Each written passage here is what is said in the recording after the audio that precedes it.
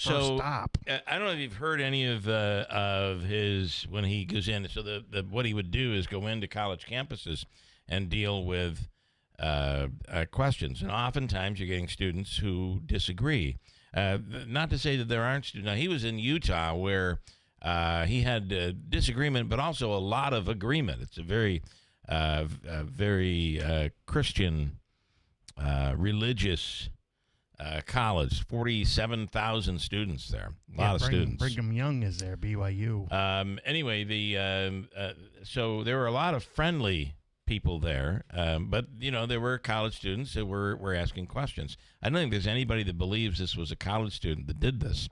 They were just as it's almost like you're going into a competition, and he would go in knowing that there are going to be people that are hammering him, and his whole thing was, go ahead, try to beat me on this. Try to beat me in this debate. I will win every time.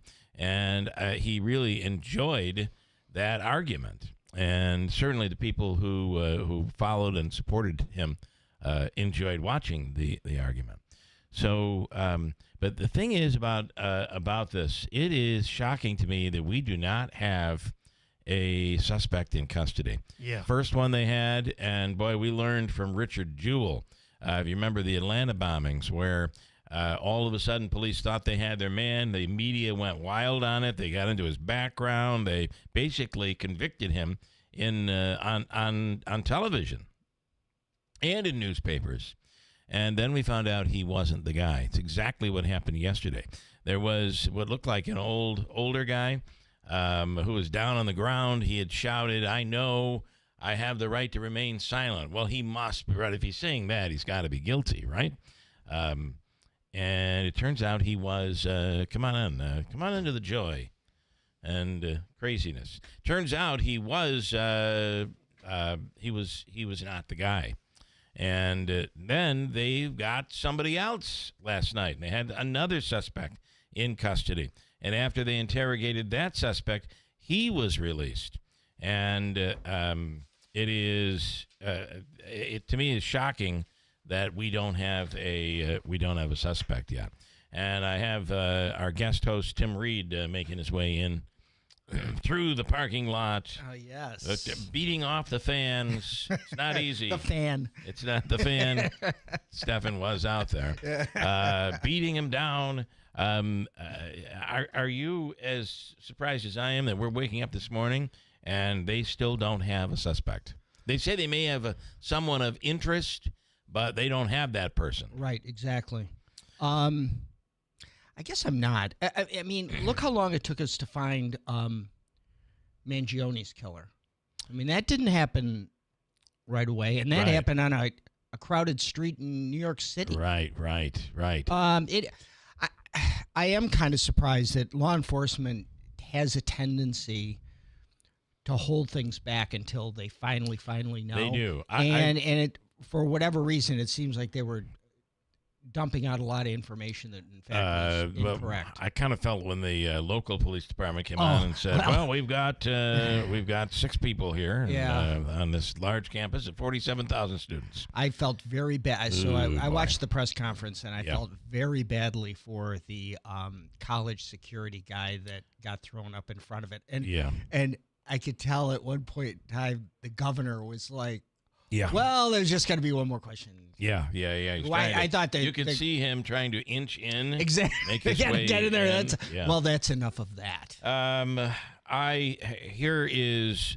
give you my take, and I'll read a lot of comments, and I'd love to hear from people today. I know it'll be an emotional day for a lot of people. 315-736-0186, and we'll take your calls and get your take on this. But I will tell you, I think we should be very careful about profiling who did who the shooter was. Mm-hmm. We don't know. And somebody last night angrily said to me, "Well, what do you think? It was a conservative?" No, I don't think that. But there are plenty out there who are nuts, who don't like either side. It could be a crazy liberal. But it also could be someone who has an interest in seeing civil unrest in the United States. Yep. Now, maybe I've seen too many CIA type, and I'm not saying the CIA did this, by the way, please. But those shows. The comments come in. The shows on, and I'm just saying, the false flag and whatever. If you're Vladimir Putin, for instance, yep, and KGB. This is exactly what the rest of our enemies, our foes. This is exactly what they want. Right. Us even further, deeper, turning on each other. Yep. And that's what it sounded like. At one point on Fox News last night, they ended with, "Well, you've awakened us now. The liberals have awakened." I mean, whoa. What happened to it's a crazy person that goes out and does this? That's my first observation, that it could be, we don't know who it was. Right. And until we know, I think we should kind of hold off. Secondly, whoever did this, one shot from some 200 yards away, a perfect shot to kill someone on the spot. Right. Shot him in the jugular. If you saw the video, he probably I did and did not know I was about to watch it. I would say he actually lost enough blood to die before he actually fell out of the chair and hit the stage. Oof. That's how much blood was coming out of him the moment because it went right to the jugular. Yeah. The moment that shot came in, there was blood gushing. It was just awful. So my guess is, so that assumption, and I am no military expert, although you are far more experienced than me. I would say somebody knew, whoever did this, they knew exactly what they were doing. Your thoughts? Well, I want to step back a little bit from this and kind of where we are. I never thought the day 9/11 could get worse, but apparently now we figured out how to do it. Yeah. And I think it's very rich to listen to a lot of the politicians saying, well, there's, violence has no place in democracy. Well, you know what? We've bred this. Yes. And, now we've gotten to the point where when somebody speaks, we've got this whataboutism, which drives me nuts, is whatever that person says, there is not one thing that they can say that is correct, that is right. And, when we get to that point, Team Red and Team Blue, we sort of forget that we're Team Red, White, and Blue. Yeah, that's a very good point. And it would be like the Buffalo Bills, playing against the Ravens, and the defense laughing, if Josh Allen, lost the ball. Yeah, your own team is laughing. Yeah, look at that. Ha ha, isn't that funny or He's whatever a loser. it is. Or even if he got hurt. It is. We get to the point where people are no longer human. They're a caricature. I'll do this, and I want to bring Ryan Schmelz in. I was watching, I got to tell you, I was watching TMZ live.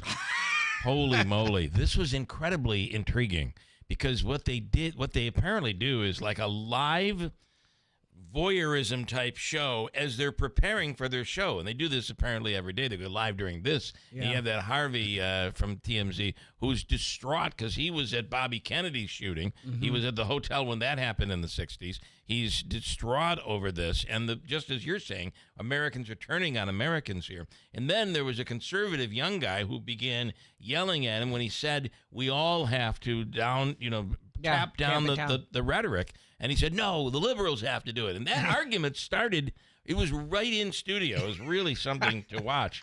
But there have been attempts and assassinations in the last 10 years of Republicans and Democrats. Yep. And we have a problem in this country that we have to really face, and it is not a one-sided problem. No. Ryan Schmelz, will bring him in. Ryan, good morning. Hey, good morning. Well, I hope it's okay if we go off topic here. I know it. I knew it was coming. Yeah, you know it. So, listen. What is your assessment of all of this? I mean, obviously terrible what happened yesterday. I mean, like just getting to the Hill. I left the Hill for a separate event, And you get there yesterday. The first thing I see is a staffer who's leaving for the day. It was someone I'm friends with, so I stopped her because she was looking distraught, and she was having a panic attack, so she was going home for the day. And that is because she had seen the video online.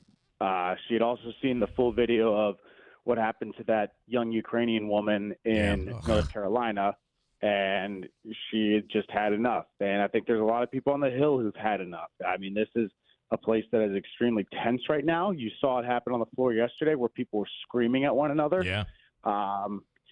And I mean, look, Charlie Kirk, you had 2 assassination attempts on President Trump. You had the Minnesota lawmakers murdered, or one of them and her husband murdered, another shot. And you've also seen a number of other cases. Gabby. I mean, there are just a number. We are owning the record in the world for, I mean, this is like 60s and 70s stuff we're reaching here. Yeah. So and it's tough, boy. It's a tense time, and yesterday was, and there was. I mean, look, I mean, we got to give some credit out there. There were some lawmakers who were extremely respectful, who were not big fans of Charlie Kirk. I mean, the one I've been kind of referencing, Eric Swalwell, because a lot of this conversation turns to safety, especially when you're taking the Capitol Hill angle, because that's the place where we've probably seen the most political threats that there are. And, he even said, I don't want to make this about us right now. I want to, let the family grieve and let his friends grieve. And I think that was probably one of the comments that stood out. It's not going to be one that makes a lot of news or that's going to grab headlines or get the fancy soundbite, but I think it's probably one of the ones you got to point out. And, of course, Marjorie Taylor Greene, who was close to Charlie Kirk, did the same thing, where she's like, I just really don't want to talk about our safety right now because, this is somebody who she cared about. And, she obviously, the thought of his wife and his kids is one that's sitting with a lot of people. Yeah. But, of course, there's some who want to make this, want to start the gun violence debate. And, I mean, look, you got to keep in mind there was a school shooting in Colorado yesterday. There's a lot that didn't even get any news. I mean, I was again watching. It was interesting to watch YouTube Live, and I know you probably have to go around and just hang up if you have to. Nope, I'm good. But the YouTube Live thing yesterday was really interesting because all these American debates, they have conservatives and liberals in the room, and they're like arguing back and forth, and I'm watching, and I'm like, this is what I'm in for tomorrow. This is going to be fun. I'm being sarcastic, by the way, but it's just. I heard the gun debate, and then I heard the anti. I mean, you're only going to take the guns away from the good people. How are we even having that debate at this point? This clearly seemed like a military execution. Not saying it was a military, but whoever did it knew what they were doing. They shot from long range, one bullet, one shot in the perfect place to kill somebody.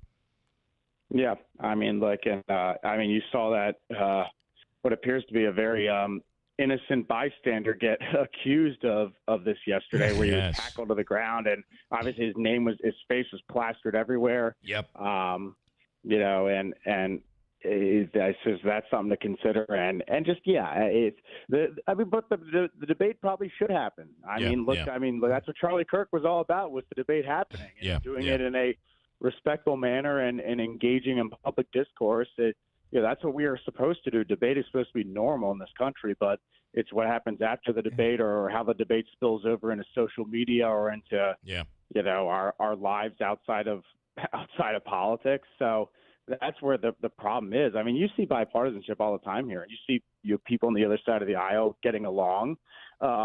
It's probably not shown as much. Yeah. I mean, I was speaking to young kids not too long ago who were trying to get into journalism. That was one of the things I said was, well, if you want to make this world a better place, you can use your own social media account and highlight the bipartisanship that's going on. You don't have to ignore it. And so, I mean, you see it happen a lot. It just doesn't get as much attention as it doesn't. And it's very interesting. And when you first, and I know, Ryan, you have to, the minute you say you're from Fox News, all of a sudden there are going to be people that judge you immediately without ever speaking. I've had it because we work at a Fox News affiliated radio station. The fact that you're male, the fact that you're a white male, the fact that you're a black male, There people make a judgment right off the bat without even knowing. Yet there are those everyday moments in life where you're just kind of doing everyday things. You don't need to know whether the person is a Democrat or Republican when they're handing you the cheeseburger that you just bought or whatever. But wow, we in this country really have to take a step back and look at where we are now, and it's a tinderbox. And it certainly is. And I think a little personal story about Turning Point USA is that I had never met Charlie Kirk before. But I remember when I was in local news, we were doing this story. It was like there was an attempt to change a name at a school. He was named after a Supreme Court justice. He was a slave owner, so they wanted to change it. And we were trying to really find like conservative and not conservative, just any opposition to this whatsoever. And we were really just running afoul with it.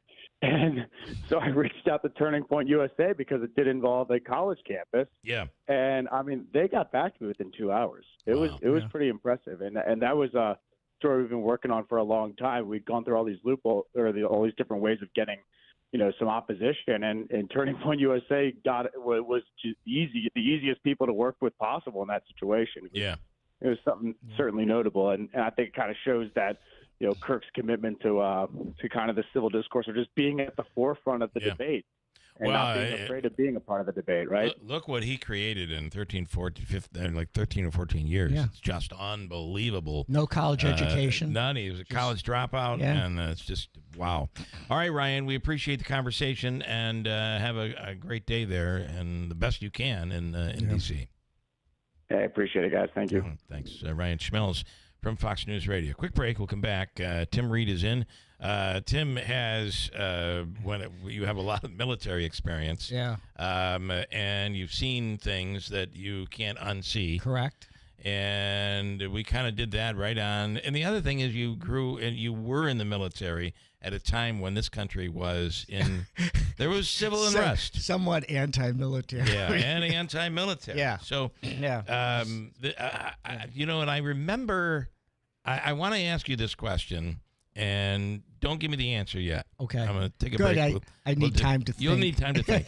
I'll give you the break during the news. But I remember maybe 5 years ago, maybe it was during the 2016 campaign. I cannot remember. But we had Ryan Nobles on, and Ryan made the, I think, mistake of comparing the protesting. It might have been the Black Lives Matter protesting, whatever was going on. Right. And he compared it to the 1970s. And I remember your response to that was not even close. You have no idea what it was like back then. And so with that said, it's been 5 or 6, 7 years. Right. I wonder, are we closer to that today? After bringing it right up to last night's events, are we closer to that today, or do you still feel there's no comparison between now and back then? Hold your answer. And we'll this is the big tease. Hold tight. We'll come back, and I will take calls. 315-736-0186 at WIBX.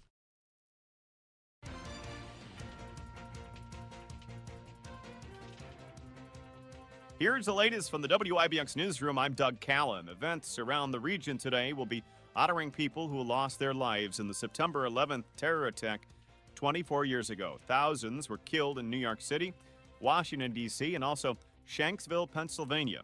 Memorials are going to be held in Utica, Rome. The Genesis 9/11 breakfast at Harts Hill Inn is this morning, and throughout the state, there are plenty of remembrances. It's also a national day of service and remembrance, and Americans are urged to volunteer in their communities.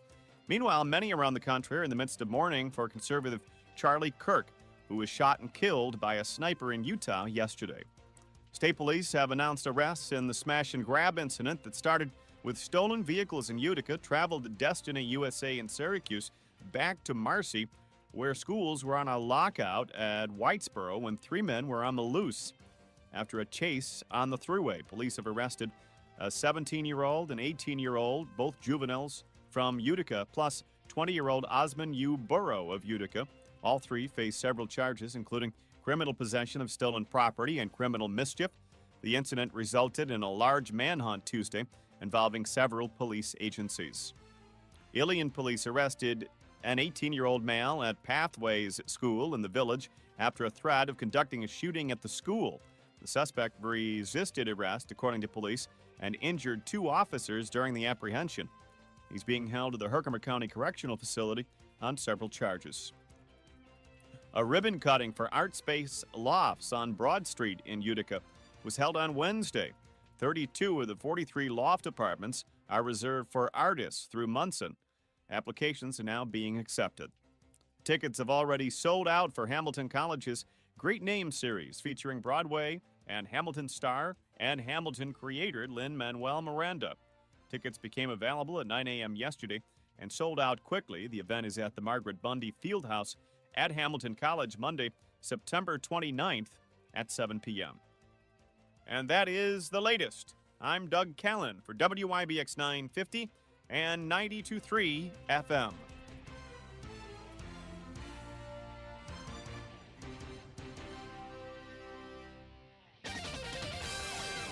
Cool mornings and warm afternoons will be continuing. Looks like it is going to be a great weekend coming up.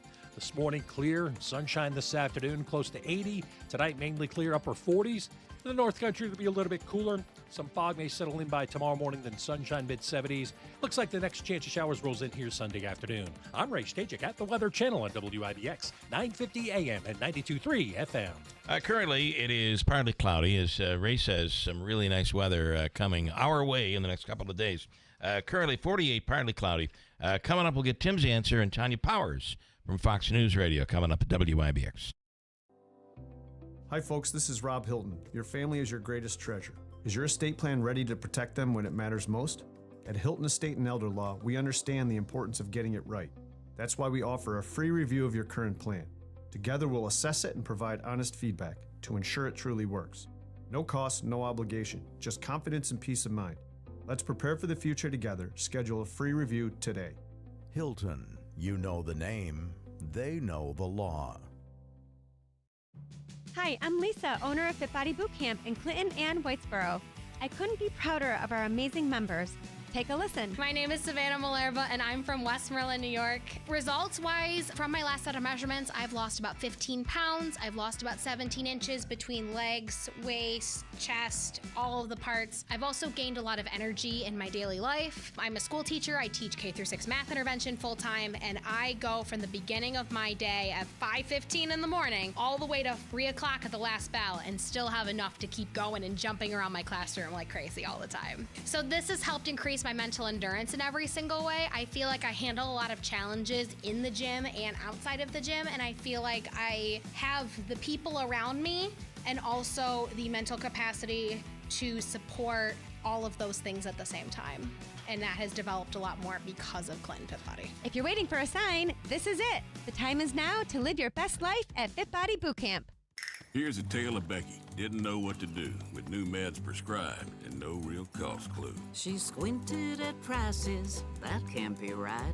Then tapped GoodRx and saw the light. She can get a deal. Book telehealth if she feels.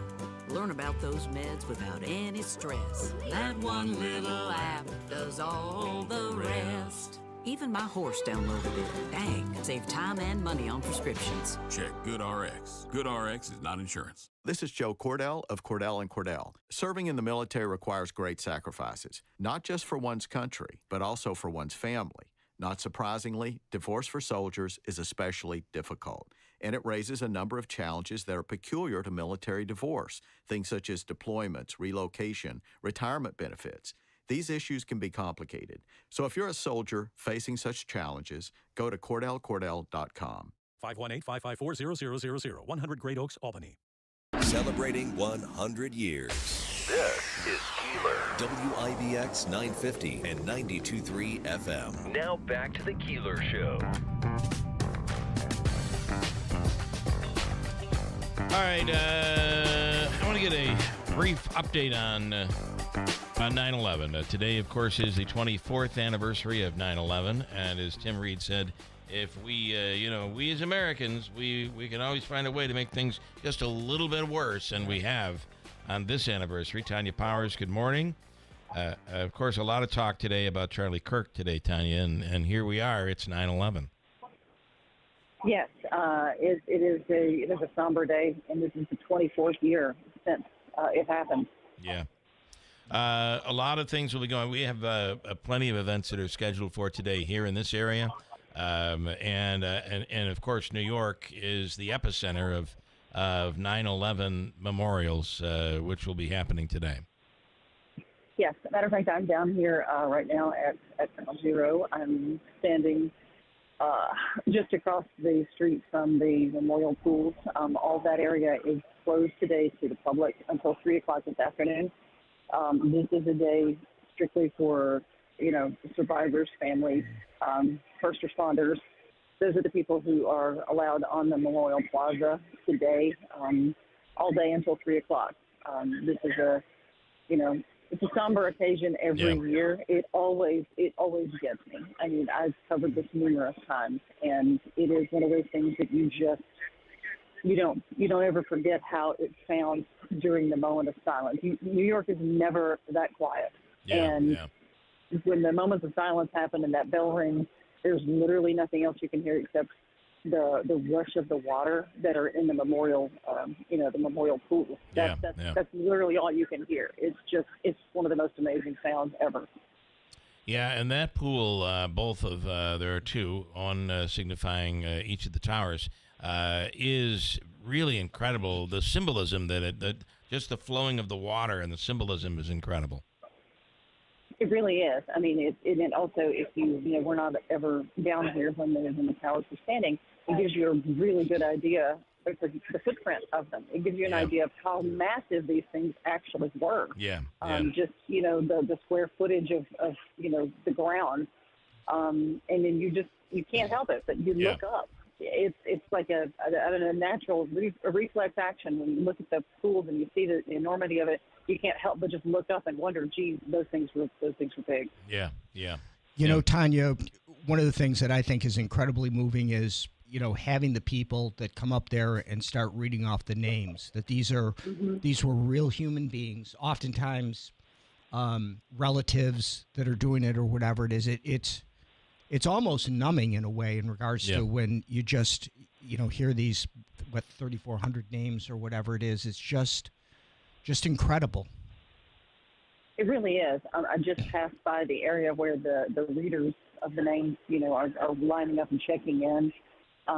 This is a somber occasion, as I said. It is also one of those things that every time I'm here, it never fails. I always see people, because you have quite a while, to sort of wait and for things to get going. It never fails that I see people from different, families seeing each other maybe for the first time since last year, and kind of going, hey, how are you guys doing? Because they know each other. A lot of them know each other. Either from support groups that they might be in, or just because this is a shared thing that this is a club nobody wanted to belong to, and to see them have that bond, and, this is part of how they're moving forward. It is, I got to tell you, I'm standing right across from the Firefighters Memorial right now, and, watching as the firefighters go march down in front of the center of it. There's a big floral wreath there. There's another one that's hanging above it on the building itself for today. It is really moving just to kind of watch them come down, stand there, and then silently march back. Just this there's no spotlight on these guys. They're just doing this in tribute to these people, and it is so moving.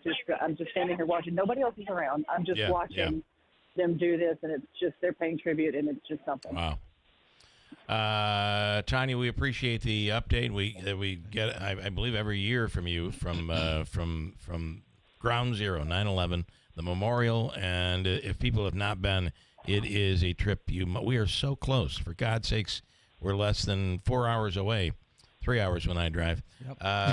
But you got to see this and experience it. And because we all experienced it 24 years ago, even though we were 4 hours away. So, okay, Tanya, thank you so much. We appreciate your insight.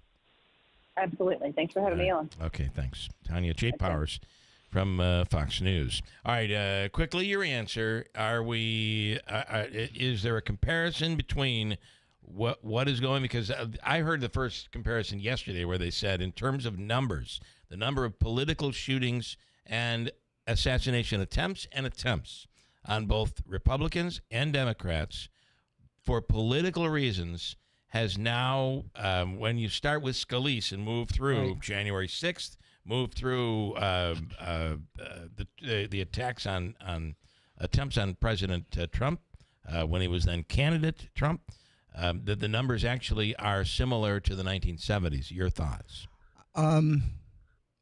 That may be. I'm going to kind of respond to something. I one time I was at a lecture, and someone said, whatever happens to you when you're 10 years old will define you to a large extent. You'll remember. Well, I was in 1964. I was 10 years old, and JFK was killed. So think about that. That JFK, was Martin Luther King, Bobby Kennedy. Yeah, in a very, very short period of time in regards to it, and what that lit off. Vietnam, the race wars, the civil rights movement. Exactly. It was a very, very, very turbulent. Still kind of hard to compare it to then. Yeah, I mean, TV was turned off. You know, at the time JFK was killed, was basically the only thing you could watch was information about JFK. I remember seeing when Lee Harvey Oswald was brought down through the police station and was killed. That was done live. Yeah. It was a very, very, very different time. Yeah. I'm not saying that it doesn't feel like sometimes civilizations are unraveling a little bit here, but those were wild times. Your opinion has not changed. No. I'm actually glad to hear that. Yeah. Anne from Rome, I know that this struck you, this Charlie Kirk shooting really struck you hard yesterday. First of all, I want to let everybody know I have special clothes that I wear for 9/11. Been doing it for 24 years. I have my flags out. We can't go past that. Yeah. This Charlie Kirk, I watch him every single day. Before he went out to speak, there was an LGBT group that was protesting. Yeah. He asked them, he walked over and he said, why don't you folks come over and we can talk? He wasn't a politician. When people were talking, there was a lady I watched, they were talking about abortion. Every time the woman opened her mouth, his crowd would boo. He told them to stop. Let her speak. Yeah. He was very fair to everyone. He loved debates. He loved to debate. But he was never condescending. He was very fair to people. Yeah. I've never been so devastated. I think the last time I was this hurt, obviously when Trump got shot at, but thank God he lived, was when Bobby Kennedy died. Yeah. That made an impact on me.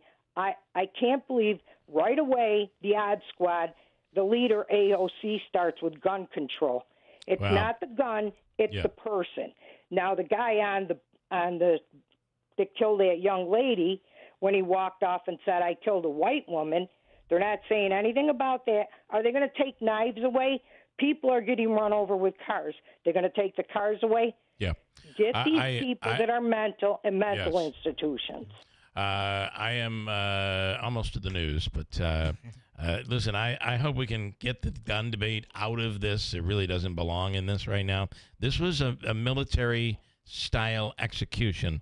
One bullet, one gun, one man. Oh, absolutely. We believe it was a man. It was... We're going to learn a lot about this. And I hate to do this, but I am out of time. And you can call back. I'll put you on hold just in case if you wanted to add more on the other side here. Davey, pick her up and talk to Ann. I do have to take a break, and we'll take your calls. Coming up with much more next hour. From the Stanley Theater Studio, WIBX Utica, Rome. W295EI. WIBX 950 and 92.3 FM. Celebrating 100 years. Still searching for an assassin. I'm Dave Anthony, Fox News. The gunman who murdered Charlie Kirk. I want to make it crystal clear right now to whoever did this. We will find you. Utah Governor Spencer Cox Kirk, an influential conservative activist famous for debating students on college campuses, was assassinated while addressing a crowd at Utah Valley University, where Fox's CB Cotton reports. The single shot rang out, striking Kirk in the neck and sending the crowd of about 3,000 people into panic. We're told the shots were fired from a building about 200 yards away. Now that massive manhunt is underway for the suspect, with investigators going door to door to people who live in the area to review surveillance video. The FBI is also asking for the public's help. Charlie was a patriot who devoted his life to the cause of open debate. President Trump calls Kirk's murder a dark moment in America and condemned rhetoric, especially on the left, demonizing people with whom you disagree. Former presidents and political leaders from both parties also condemned political violence. The man charged in the second Trump assassination attempt last year is on trial in federal court in Florida. Ryan Ruth will address the jury in this morning's opening statement since he's defending himself.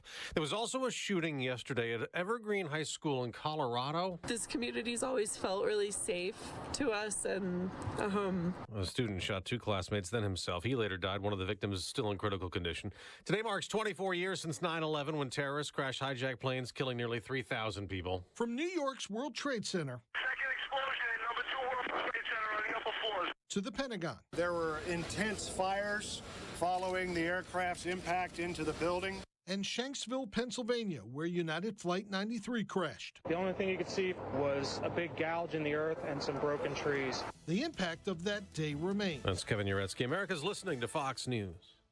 You ever wonder why Verizon charges twice as much as Pure Talk for the same basic service? Think it might have something to do with the fact that Verizon spends $12 billion a year on advertising and promotion? That's billion with a B? Yeah. Pure Talk doesn't spend that kind of money on commercials. That's why they can offer unlimited talk, text, and plenty of data on a blazing fast 5G network for just $25 a month. Save an additional 50% off your first month when you dial pound 250 and say the words micro. That's pound 250, micro. Quiet down, here she comes. Surprise! Your accountant just emailed to say your quarterly taxes are way higher than you were expecting. At Progressive, we know small business owners don't usually like surprises because they cost you money. But a good surprise that could save you money? Getting discounts with a commercial auto quote from Progressive. Also, your favorite employee is leaving. They're going to pursue their dream of being a veterinarian. Surprise yourself. See if you can save in as little as 8 minutes at ProgressiveCommercial.com. Progressive Casualty Insurance Company and Affiliates. Discounts not available in all states or situations. Well, back to 9/11, 24 years later, and they'll read the names of all those killed at a Ground Zero ceremony in New York City starting next hour, marking when the first plane hit the first of the Twin Towers, so that both later collapsed. President Trump will be at a memorial at the Pentagon. There will also be a remembrance where the last hijacked plane went down in Pennsylvania. 46 minutes into a flight from Newark to San Francisco, aboard United Flight 93. The pilots killed. United 93, you're here, Cleveland Center. The Boeing 757 diverted east toward the U.S. Capitol in control of al-Qaeda terrorists, who were later confronted in a passenger fightback. The last radio transmission, 10:03 a.m., as Flight 93 nosedived into a field near Shanksville, Pennsylvania, where a memorial now stands for all 40 passengers and crew members, many of whom saved a lot of other lives. Jeff Manasso, Fox News. Time is up for President Trump's 30-day federalization of Washington, D.C. police. It expired last night, but federal agents can remain on patrol, and National Guard troops he deployed backed by soldiers sent by some Republican-led states will also remain on the streets. There have been over 2,000 arrests made in the crackdown on crime that President Trump claims has made the city crime-free. Now an update on one of those infamous arrests. Video of a man hurling a sub-style sandwich at a federal agent during a protest in Washington, D.C. last month went viral. The man accused of throwing that sandwich, former Justice Department attorney Sean Charles Dunn, has pleaded not guilty to misdemeanor assault. Initially, the 37-year-old faced a felony assault charge, but federal prosecutors reduced the charge after a grand jury refused to indict him on the more serious one. That's Fox's Carmen Roberts. His trial's set for November. On Wall Street, stock futures are rising that after the Dow dropped 220 points, but the NASDAQ closed at a record high. I'm Dave Anthony. This is Fox News.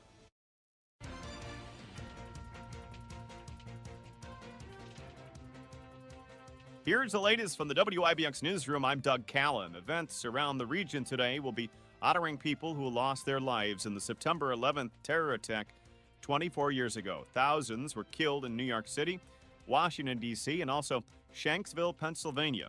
Memorials are going to be held in Utica, Rome. The Genesis 9/11 breakfast at Harts Hill Inn is this morning, and throughout the state, there are plenty of remembrances. It's also a national day of service and remembrance, and Americans are urged to volunteer in their communities. Meanwhile, many around the country are in the midst of mourning for conservative Charlie Kirk, who was shot and killed by a sniper in Utah yesterday. State police have announced arrests in the smash and grab incident that started with stolen vehicles in Utica, traveled to Destiny USA in Syracuse, back to Marcy, where schools were on a lockout at Whitesboro when 3 men were on the loose after a chase on the thruway. Police have arrested a 17-year-old and 18-year-old, both juveniles from Utica, plus 20-year-old Osmond U. Burrow of Utica. All 3 face several charges, including criminal possession of stolen property and criminal mischief. The incident resulted in a large manhunt Tuesday involving several police agencies. Ilion police arrested an 18-year-old male at Pathways School in the village after a threat of conducting a shooting at the school. The suspect resisted arrest, according to police, and injured 2 officers during the apprehension. He's being held at the Herkimer County Correctional Facility on several charges. A ribbon cutting for Art Space Lofts on Broad Street in Utica was held on Wednesday. 32 of the 43 loft apartments are reserved for artists through Munson. Applications are now being accepted.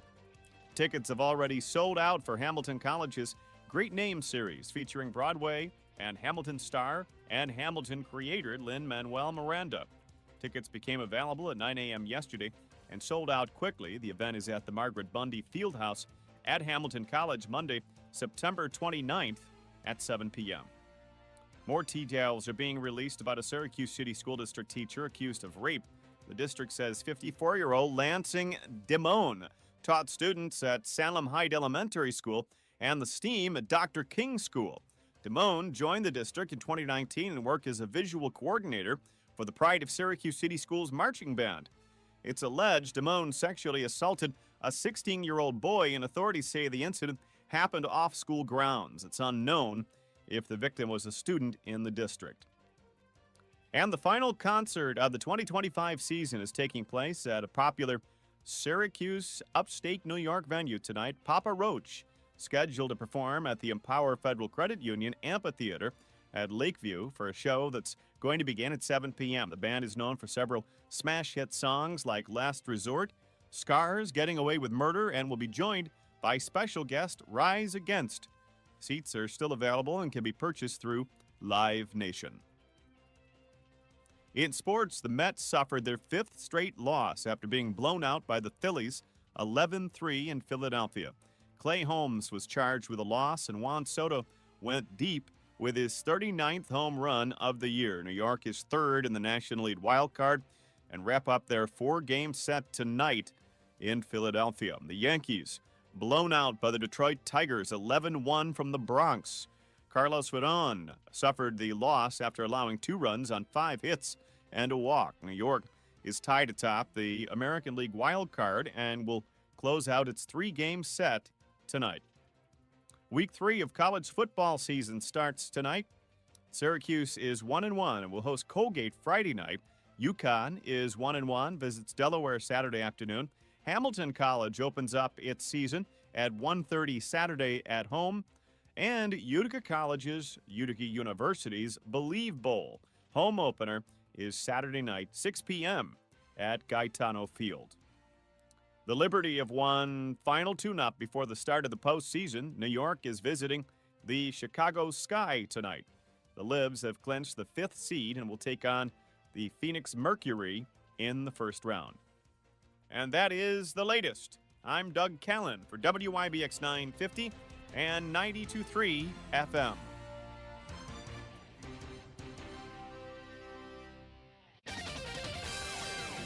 Cool mornings and warm afternoons will be continuing. Looks like it is going to be a great weekend coming up.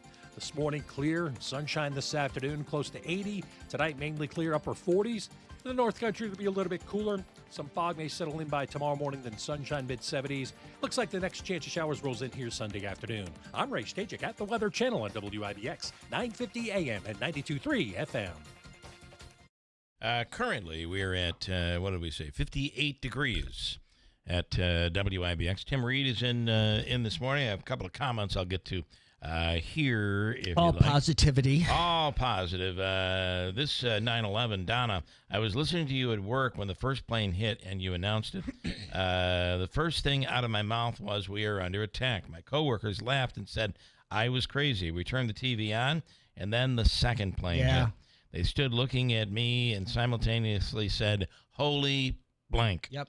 My thoughts were, why is a plane so close to Twin Towers? It must be on purpose, and that came out. It is, in the beginning, I remember we played the audio before here on the air of I have that audio. It's posted online. You can find it. And, we were really joking. Everybody was joking about it. Like,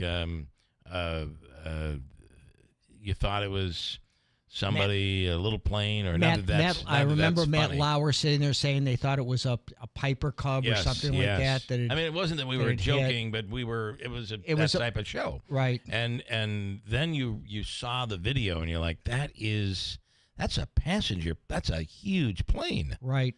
And then, of course, the second plane, and then you just knew. Yep. In between the first and second, we were all beginning to come to the conclusion that, we were under attack. Yeah. And then after the second, and then the Pentagon, now we didn't know. It looked like anything could be under attack. Correct. So it was a terrible, very terrible time. Greeley Ford, stabbing on a train, school shooting, assassination. It's not a race problem. It's not a gun problem. It's not a political problem. It's a hate problem. That's true. But I do think it's a political problem as well. Yeah. I'm afraid. I think one feeds the other. I can't. Yeah. It's a witch's brew. Yeah, you may hate because your politics are different. I don't know, but and again, I just want to say, although Deeds said liberal bill, I don't know, Deeds. I don't know where you're getting that from, but okay. All right. Whatever you want to say. Again, you hide behind the name Deeds, and we don't know who you are. Right. I think that this whole thing about that's a good example. But you go on to like some subreddit and whatever it is, and these sorts of things or whatever it is. It's the anonymity of these things in regards to it causes people to say things that maybe they don't even say. And maybe things they don't even believe, but just to get rises out of people is bad. The only thing I would remind everybody is right now we don't know any profile of this shooter. Exactly. And there are a lot of people out there today, even political figures out there, who have already come to the conclusion. I think we can all conclude it's time to lower the temperature a little bit. But we don't know who did this. Correct. And I think there are some clues that we should pay attention to. I firmly believe one shot, one bullet from 200 yards away, in the perfect shot, by the way, to go directly into his jugular, probably killing him before he hit the ground. That much blood was released, and unfortunately, I can't unsee the video that I saw yesterday. I wish I hadn't seen it. Yeah. But I think we should be all a little cautious till we find out who and why and the agenda, and that's the other part of this. If we find out who exactly, I don't think we have any idea right now. Nope. But we love to have a rush to judgment, as they say. And we have to be careful of that. I watching the YouTube live thing, which was they apparently had to apologize because so imagine being in a newsroom, which is the TMZ newsroom. Everyone is mic'd up. They've got cameras all over the place. I love the look of it. It was really like we could do that. And then there was another office that works on other things. And, TMZ has like an entertainment division. They have this. And because this wasn't their regular program, but it was just live behind the scenes, like they would do a promo and it'd be like, okay, what do you want me to do next? So you're getting the banter back and forth. And the announcement had just, Harvey Levin is the guy. He received a phone call that said, the report just came over. It wasn't AP. I forgot which one reported it. Newsmax, I think, was the first to report that he was dead. Then the president tweeted out on Truth Social that he was dead, and he was getting this phone call and getting this information, and then repeated and said, I got to tell you, it's just come across that he's dead. And we all kind of knew that was going to be the news. Yeah. Based on, if you saw the video, you knew that was going to be the news. I don't know how he could survive that. Right. I mean, by the time he'd get off the stage, he would have lost so much blood. Anyway, there was a whole eruption of laughter right at the time on TMZ that he announced Charlie Kirk had died. Oh. And there was a cheering and laughter from the other room. Was it the entertainment thing or something? It was the entertainment group. They were completely working on another project, and there was some video that they saw, and they all reacted to it. And it seemed as if they were reacting to the death of Charlie. That there were people cheering the death and laughing at the death of Charlie Kirk. They had to come out with it's really cool to do the live mic everywhere and stuff, but you're picking up till it doesn't work. Till it picks up something that you would have never let end up on the air. Right. And so they came out with there was a story this morning, and you can read all about it on TMZ. Barneveld, it's time to celebrate. GPO Federal Credit Union is marking 10 years in Barneveld with a decade of dedication. Celebrate with them in September and enter to win the Barneveld Bundle, $350 in local gift cards when you open or refer a checking account at the Barneveld branch. Stop by every Friday in September for prizes, swag, and sweet treats. Plus, join them this Friday, tomorrow, from 11 till 1 for live music and games with our sister station down the hallway, Big Frog 104. 2 till 4 tomorrow, free paper shredding with Confidata, and you can help I could bring in boxes of stuff. Yeah. It's hard to keep up with it. There's probably many papers you should get rid of. Well, I'm trying to get rid of the evidence. Exactly. The Russians are coming. Destroy the evidence.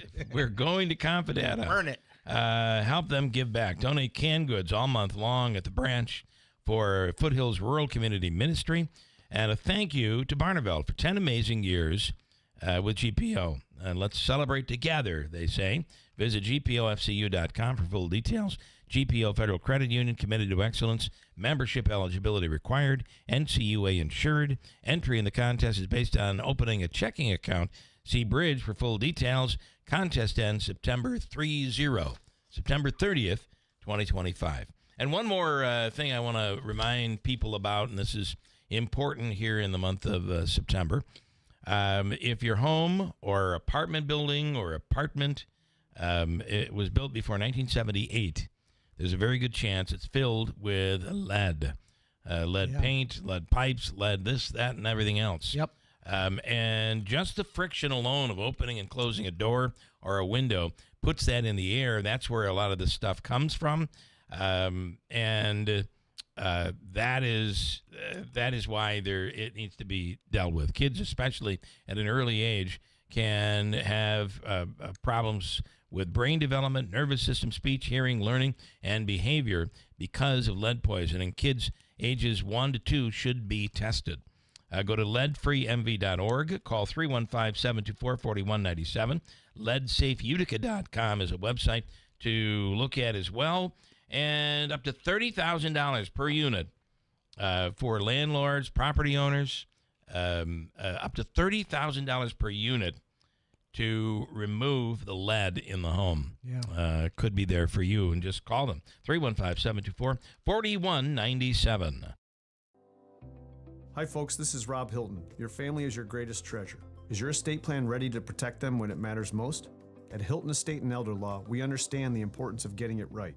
That's why we offer a free review of your current plan. Together, we'll assess it and provide honest feedback to ensure it truly works. No cost, no obligation, just confidence and peace of mind. Let's prepare for the future together. Schedule a free review today. Hilton, you know the name, they know the law. Ugh, honey, what is this? Well, you said you wanted a cocktail, but all of our bottles were pretty low. So I just mixed them all together with ice in the shaker and voila.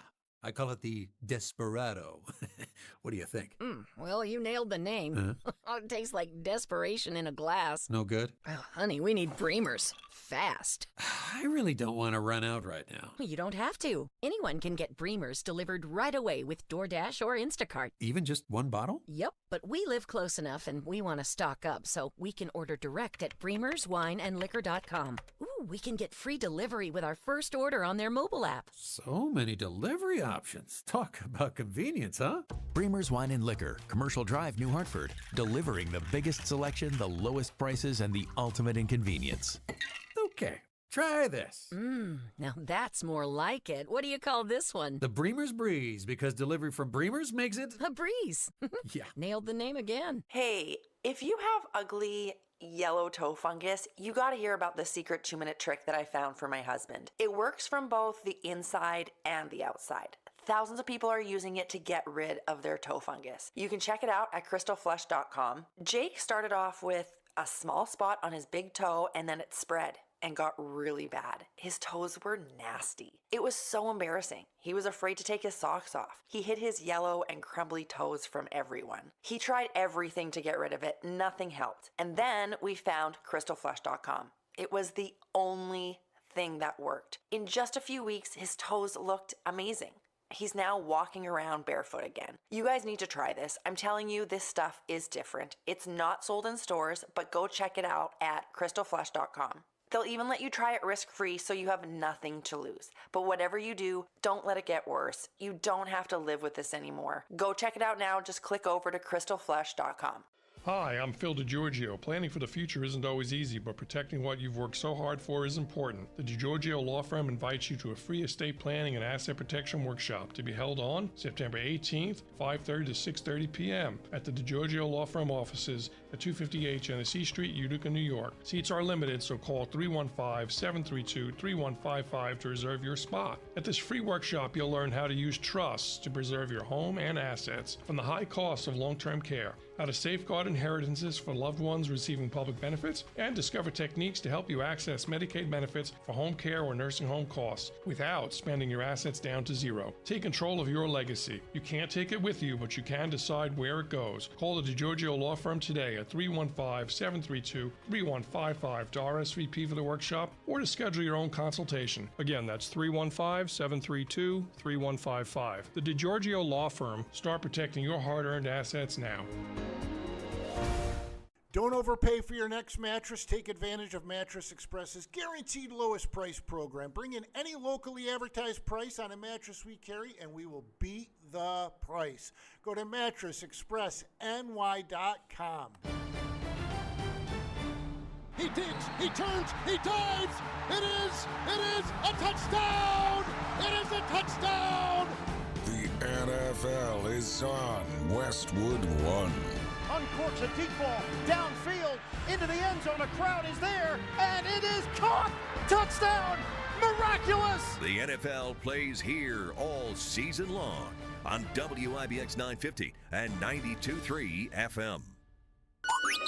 Keeler in the Morning invites you to connect with us through telephonic communication at 315-736-0186 or use the Call Us button on the WIBX 950 app. For additional contact methodologies, please refer to WIBX950.com.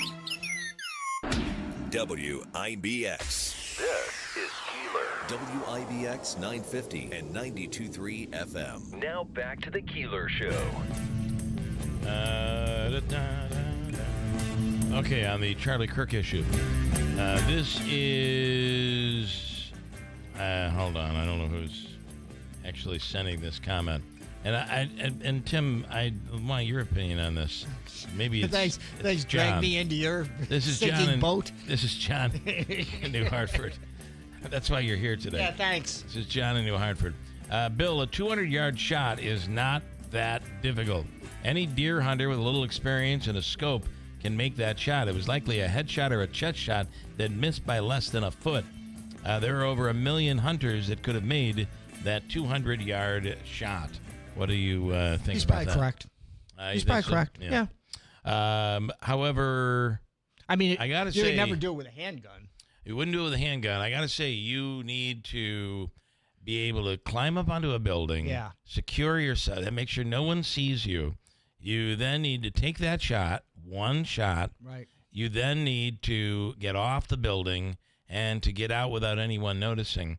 There's a little more than now. If you shot a deer, you'd go looking for the deer. Right. You'd put the deer up around your shoulders. I don't know. Is that what you do? No. You'd carry it out of the woods. Got it. You got it right there. Hang it up. Drag it. Yeah, that is a little different. I think it is a little different. I still stand by. I think this was somebody who knew what they were doing. Mm-hmm. But okay, fair enough. This is also someone who could kill a deer. Yes. All right. I'll stay with you on that, John. It'll be interesting. I do hope one thing. I do hope that we catch the person. Yep. Alive. Yes. Too often there's this. Too often they're dead. Yeah. And chances are that's what we're going to is probably possible that is going to happen. But they're dead. And we can't figure out what the motive was. We can assume. And then we can read. It leaves us to our worst angels. So I would love to be able to have that person, be able to interview that person, and find out what's going on. I would tell you though that there are people in the world that would that understand that shooting such a figure as Charlie Kirk and killing him would create civil unrest and further divide this country. And if you don't think the Russians and the Chinese and our enemies don't want us divided even further, then you haven't been following along. Well, you talk about that. I think what I worry about is if we ever do get peace in Ukraine, whatever the borders become. I just fear that Putin will do a false flag thing and say, "See, I knew I couldn't trust you in regards to it," and then go for it again. Yeah, and do it again. That is his history, right? That seems to be his MO. That and tossing people out of windows. There's a lot of people apparently have problems with windows. Today, of course, is 9/11, and it is the 24th anniversary of September 11th. And on the line right now is retired Deputy Fire Chief for Utica, Chief Caruso. Good morning. Thanks so much for coming on. We appreciate it. No, good morning, Bill. So I just wanted to get your take, if I could, on remembering 24 years ago. Oh, it seems like yesterday. It just hangs. It just hangs in your heart. It's a continuing tragedy that I don't know. I'm sure everybody thinks about it and everybody reflects on it, especially today. But we lost 343 firefighters and 60 police officers. But since that day, we've lost. I listened to yesterday. Yeah. I watched the ceremony. They put my friend's name on the wall. Wow. And, wow. 402 we have lost since then. Since then. Yeah. With sickness, illness, disease that is tied to 9/11. Yeah. Yeah, 9/11 illness. And one of them is Chief Brooks as well. As well, that's correct. Yeah. Russ suffered from that as well. And what I hated to see is the controversy and the dilemma that it was being. Well, you didn't really get it from them. I mean, really, I hate to say that, but that's happened with many firefighters who are told, "No, you didn't get that cancer from there." It's just so frustrating. that's for the doctors and the lawyers. Yeah. I mean, everybody's going to be negative, and I've heard all those comments, but I don't pay very much. Well, I know what we did. Yeah. I know what we were asked to do. We did the best we could. There was nothing for us to do. I mean, our primary function when we went on that day was we were very fortunate to have a manufacturer thermal imaging cameras here. That was huge. I remember that. That was, and I remember walking up to when we got there. We had the cameras, and Tom Geldin was the incident commander at that time, and I was looking for Chief Visconti, and when he saw me, he said, "Hey, you're Nick Visconti's friend from Utica." I said, "Yeah." And I gave him the camera and I showed him what to do, and he and a couple of things that you don't think of until you're talking about it, and I don't do much talking about it, but he was a firefighter. He was a fire chief. He was one of the deputy chief, and he had a police officer shirt on, and I just kind of stared at him, and I said, "Tommy, why do you have a police officer shirt on?" He just looked back at me and said, "Pete, I don't know." And then, we didn't think anything more about it. But years gone by, as a matter of fact, I just saw him at Chief Visconti's funeral. So, and we talked about that. And it was, other things, we're on the court. We're making our way down with our fire vehicles, and they say Utica all over them. We pull up on the corner, and we're trying to ask directions, and there's a bunch of police officers, and this lieutenant is standing on the curb. And she looks at me, and she looks at the window. She said, "Utica, huh?" I said, "Yeah." I said, "Hey, guys, we need some help. Which we need to get to West and Vesey and get to the command post." She said, "I'm from Queens. I can't help you." She said, "But I went to school in Utica." I said, "Oh, yeah, so did I." Yeah. I said, "Where'd you go?" She went to Utica College. I said, "So did I." It's wild. I said, "Well, I guess UC's doing their part today." Yeah. So, isn't that, what's the chances? Small world. Yeah. Oh my God, unbelievable. So but, it's not about me, and it's not about It's about the people we lost. As you know, I don't have to. It's terrible. Well, and you think about just the number of people that we lost when that. We're going to play some audio coming up in a little bit from a New York Daily News photographer who was very close to the fire department and actually was like they were so close they would call him brother. He was one of their brothers, and he would go along on fires, and that's the stuff that would end up in the Daily News. And he suffered severe injuries. He describes it, and as he was trying to get in, and was saved by firefighters. And he said some of those firefighters went back in the building, and I know they didn't get out. Well, the things. We've seen. It was so eerie. Everything was just covered with that white dust, and it looked like snow, but you could see footprints. You could see handwritten notes in the dust. You could see equipment. A firefighter was standing there because there was a fire extinguisher and an axe and rope and all. Then we forget about too the part of all of this where we didn't. And by the way, the imaging camera, they were very rare at the time, right? Pete? Yeah, it was just the onset. I was teaching, the way I met most of those guys was that we were teaching, I don't know, 3 or 4 states around. We were teaching thermal imaging, but we just met with them earlier that year with Pete Gansey, who was the chief, and Bill Fian, who was the first deputy commissioner, and Ray Downey. Ray Downey was the head of rescue services in New York, and he was here in Utica. Some of the, and Dan Caffrey and Jim Burns, who were the state fire administrators. We really had a connection with Utica. And if I remember that camera was developed here, right? Wasn't there a company here that developed it? Yeah, because we had them back when I was on another radio station. During that time, we had them on the air, and they demonstrated the camera for us in the studio.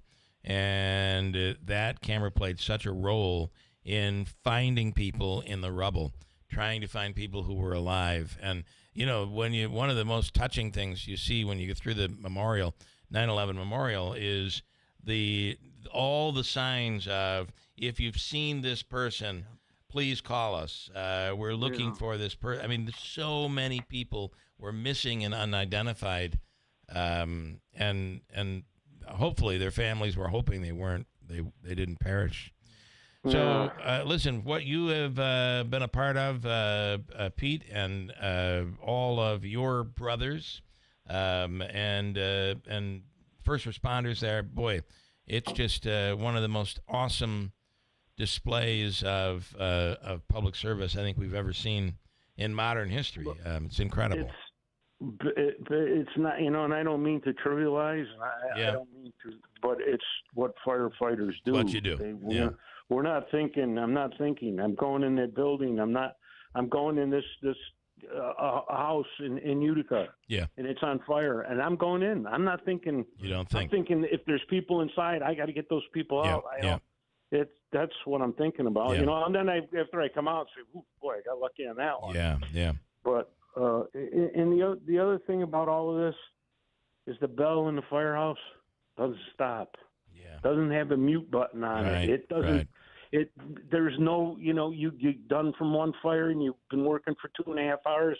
You get back to the firehouse, and You're then on your way there's back nothing out. to Yeah. say, and the next minute the bell goes Yeah. off and out Yeah. you go again. So. Wow. That's the facts of life. Retired Deputy Utica Fire Chief Pete Caruso, thank you so much for sharing your experience and talking a bit about Chief Brooks as well. No problem. All right, thank you so much. All right, you have a good day. You do the same. Of course, 24 years it's been since in the 8 o'clock hour, about 8:43, I believe, was the time that the first plane went into the first tower. And, boy, it changed. Man, did it change our world. You know, just kind of playing off what Pete was talking about is I remember when we went to the 9/11 memorial, and at the end, there's they have various videos, and it was a photojournalist, and she was taking pictures. She has a picture of a young kid, couldn't have been more than 19 or 20. Yeah. And he's got a hose, and he's a fireman. Yeah. And she said, I talked to this kid, and I said, don't go up there. You're not going to come back. Yeah. And she goes, his answer to me was, lady, it's my job. Yeah. And many of them did not come out. He did not come back. Did not come back. We'll talk more, and I'll play the audio, too, on that report, testimonial from the photographer who really was from being injured, survived, but still suffers today. We'll get into that coming up in a little bit. Let me go to Mohawk Valley Crime Stoppers and Sahid Karsik with us here this morning. Each week we do a Wanted Person of the Week. Sahid, good morning. Who is this week's Wanted Person of the Week? Bill, good morning. I hope all is well. This week we have an individual by the name of Michael. I believe his last name is Scher. He's a white male, 38 years of age. He's 6 foot, weighs approximately 230 pounds. He has brown hair, blue eyes, and we currently have 3 warrants for him, all for violation of probation out of Rome City Court. All right. We'll have the full story and, of course, photo and the charges all up on our website. But also, in addition to that, the link that you can do online, use online to send in a tip, the phone number. I know that Tim is also a board member with Mohawk Valley Crime Stoppers. And recently had a couple tips that have worked out. And this has worked. God bless the community. Sahid, it seems that this has really putting this effort out into the hands of the community has really worked. And it's all about making our communities safer. Yep. So we appreciate what you guys do at the Sheriff's Department and in all local law enforcement. Thanks so much. Absolutely, Bill. Thank you. We appreciate your support. We appreciate the community support. And Crime Stoppers, just Crime Stoppers in general, across this country is a great tool. for our communities all across the United States of America. It really, really is. All right, Sahid, thank you so much. Thank you, Bill. All right, have a great day. You too. Sahid Karsik Investigator Karsik with the Oneida County Sheriff's Department. And Mohawk Valley Crime Stoppers, we are, it's an organization that does really good things because we're in an era where nobody seems to want to talk. Exactly. You're worried that maybe if you say something, but then there's some people who like to talk a lot. That's true. But that's different. You're a snitch if you talk. Exactly. You can help your community and police without having that label because it's done completely anonymously. Exactly. Take your community back. That's really important. And I'll also tell you, real men get tested for cancer. They certainly do. Next week is Mohawk Valley Gives. Yes. And there will be an opportunity for you to, you may be giving to a number of organizations. Yes. But there's an opportunity to give to Real Men Get Tested for Cancer. And our mission is really simple. It's that money that allows us to get the message out. Yep. And we're a not-for-profit that truly is not-for-profit. Yes. We got nothing. We're All a we got poor is non-for-profit. us, just the two of us.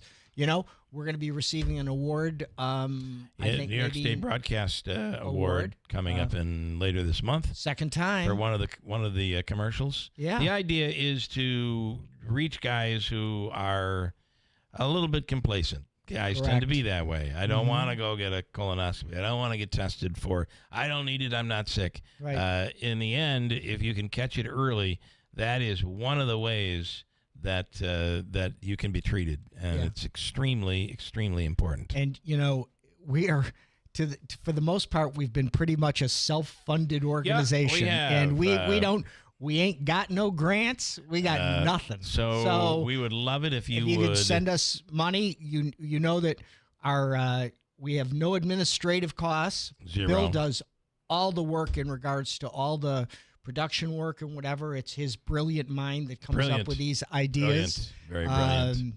I can't believe I'm saying these things. And Tim funds the whole project, for God's sakes. So, which he never wants to talk about, as you can see right there. But I listen, it is, if you're giving to Mohawk Valley Gives, please include Real Men Get Tested. That's all we're saying. That's all we're saying. Yeah. Quick break, and we'll do an update on the news. Let's do that, Davey. 7:42 at WIBX.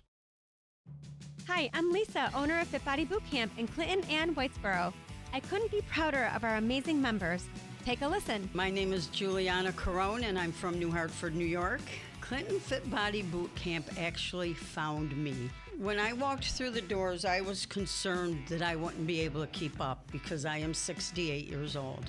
I was scared to death, but everybody was smiling, everybody was having a great time, and everybody just came out of the woodwork and greeted me. I have been there since March of 2024. Physically, I've lost 20 pounds. I've lost about 10 inches overall. I have a husband at home who has some health issues, and so I needed to be healthy to take care of him. It's given me more patience with him most of the time. And I sleep better at night. I can't say enough about Clinton Fit Body Boot Camp. If you're waiting for a sign, this is it. The time is now to live your best life at Fit Body Boot Camp. Attention investors with a 401k, IRA, or retirement account. The dollar has lost over 25% of its value in the past 5 years, and it's only going to get worse. Are you prepared for what's about to happen next? We are Advantage Gold, the #1 customer-rated gold IRA company in America, and we are helping Americans prepare for the great de-dollarization by diversifying their portfolios with physical precious metals. We've partnered with former chief economist of the IMF, Kenneth Rogoff, to give away his latest book called Our Dollar, Your Problem, a must-read for investors. Call 800-741-GOLD, and we'll rush a free copy of Our Dollar, Your Problem to your doorstep, and include our special gold IRA investing kit, valued at $49. The dollar is losing value fast. Call 800-741-GOLD now to get your free copy of Our Dollar, Your Problem and our free gold IRA investing kit. Supplies are limited. Consult your tax and financial professional before investing. Call 800-741-4653. That's 800-741-GOLD. I remember brushing my hair and looking down and thinking, oh my gosh, do I have any hair left? If you want thick, healthy, gorgeous hair, then you need Hair Volume from New Nordic. Hair Volume nourishes your hair follicles to promote thicker, healthier looking hair. Say goodbye to shedding, thin, and dull hair, and hello to thick, healthy hair with Hair Volume. Available as a tablet or delicious gummy, Hair Volume is available online at Amazon and NewNordicUSA.com or in the hair care aisle at your local CVS.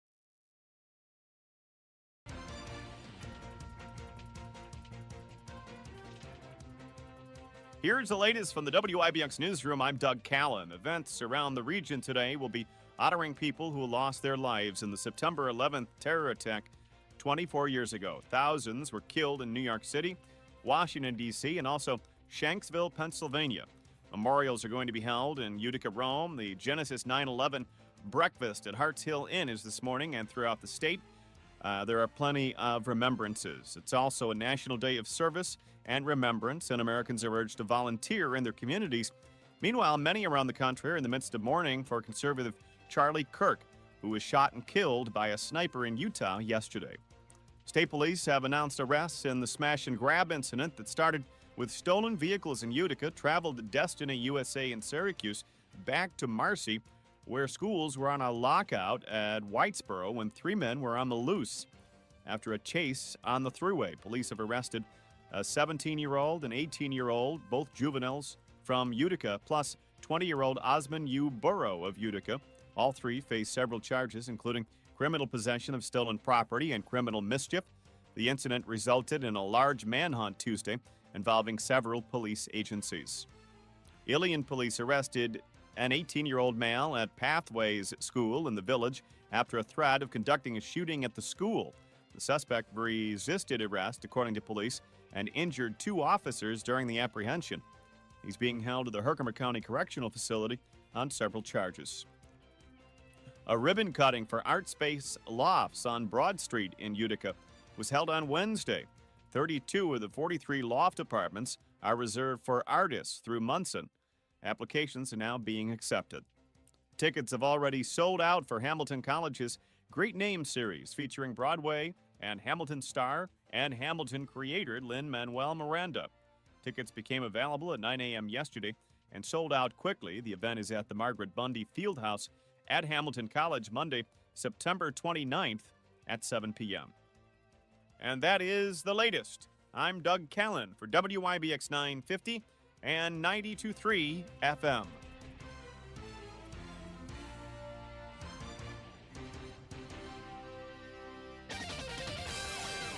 Cool mornings and warm afternoons will be continuing. Looks like it is going to be a great weekend coming up.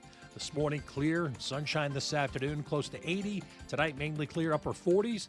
In the North Country, it'll be a little bit cooler. Some fog may settle in by tomorrow morning, then sunshine mid-70s. Looks like the next chance of showers rolls in here Sunday afternoon. I'm Ray Stajik at the Weather Channel on WIBX, 950 AM and 92.3 FM. Now we're back down to 49 degrees here in Marcy. A little chillier, a little crisp. Frost on the pumpkin. But plenty of sunshine, and we'll get up near 80 degrees today. Wow.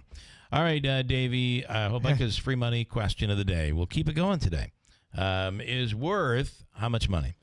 $250. But is Mike going to text in and say, "Oh yeah, I hope so. I think you should change it." Yeah, and always go to the north. Yeah, always go to the north. Don't go to. I agree go with south. I agree with Mike on a lot of stuff.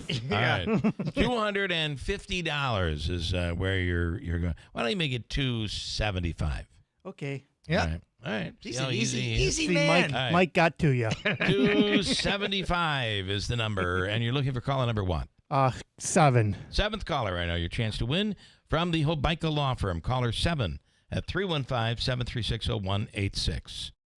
Are your windows old and tired? Hard to put up and down? Builder's grade windows just aren't made to last very long. Patriot Home Solutions is a different kind of window company. No games or gimmicks. No long drawn-out sales presentations. Just high-quality, custom-fit windows at reasonable prices made right here in New York. And right now, you can get up to $2,000 off new windows from Patriot and NYSERDA, plus 0% interest for 18 months. Most homeowners qualify for the savings, and income is not one of the requirements. So write this number down, 315-401-0440. That's 401-0440. Patriot Home Solutions will tell you right over the phone if you qualify. Don't miss your chance to save up to $2,000 on new windows. Funds are limited, so call before they run out. Learn more at callpatriothomesolutions.com. That's callpatriothomesolutions.com.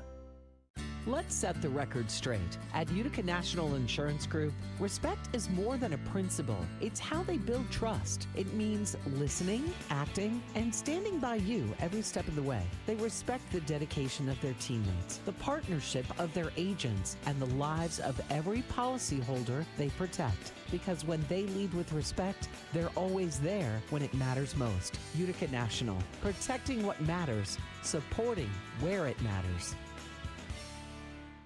Looking to fall into savings with a reliable ride without the brand new price tag? Then it's time to harvest the deals at Steve Pawnee Chevrolet in Herkimer. Check out their Car Bravo certified pre-owned vehicles, perfect for autumn adventures, from leaf-peeping road trips to crisp morning commutes. Every vehicle comes backed by a certified warranty and low financing options, so you can drive with confidence through every season. Right now, qualified buyers can lock in cozy fall rates as low as 3.9% for 36 months on top models like the Chevy Blazer, Cruze, Equinox, Malibu, Trailblazer, and Trax. At Steve Pawnee Chevrolet, their family-owned team makes car buying simple, stress-free, and neighborly. You'll drive away warm, confident, and covered in a Car Bravo certified pre-owned vehicle. But don't wait. These fall savings won't last past September 30th. So gather the family and head to Steve Pawnee Chevrolet, where it's always easy to do business. Visit us on State Route 28 in Herkimer or online anytime at StevePawneeChevy.com. All taxes and fees additional. Customer must qualify for top tier credit through GM Financial. See salesperson for details. This is Keeler in the Morning. WIBX 950 and 92.3 FM. It's tragic. All right, so 7:51, and we do have, I guess, free money question of the day. John is on from Utica. John, good morning. Morning. How you doing? You know you're ready for this? You ready to go? I hope so. I hope so, too. It is the worth $275 from the Hobica law firm, Joseph and Andrew Hobica, at 315-724-1600 is the number for all of your legal needs, the Hobica law firm. All right, John, you know the deal. You'll have exactly 7 seconds to answer the question. If you have to take a guess, but get an answer in there. And here we go. Here is your question. What country claims the rights to the invention of the Twinkie because the inventor was born there? What country? Ready, go. France. Is the Twinkie French?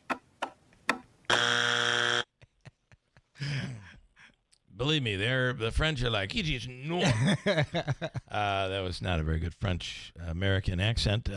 It was actually created in Illinois, but Canada claims that it's Canadian because the inventor, Jimmy Alexander Dewar, was born in Canada. So Canada was the answer we were looking for. We're going to give you, do I have RV park tickets as well? The RV show is coming up next weekend at the New York State Fairgrounds. I have a 4-pack of tickets for you there. And we'll give you the all-in-one food and fun card, which is, I think, one of the best gift cards because you can use it at like 7 different restaurants. Yep. And at the odd gift shop, and the list goes on. So stand by. John, we're going to take care of you. Davey will work it all out for you. All right, thanks a lot. All right, John, thank you. Good try, John. Canada. Well, you made a good guess. It was good. Of France. I don't think I now have enough time to be able to play that 9/11 piece that I was going to play. Oh. But the story is, I'll play just a little bit of it because it's just incredible.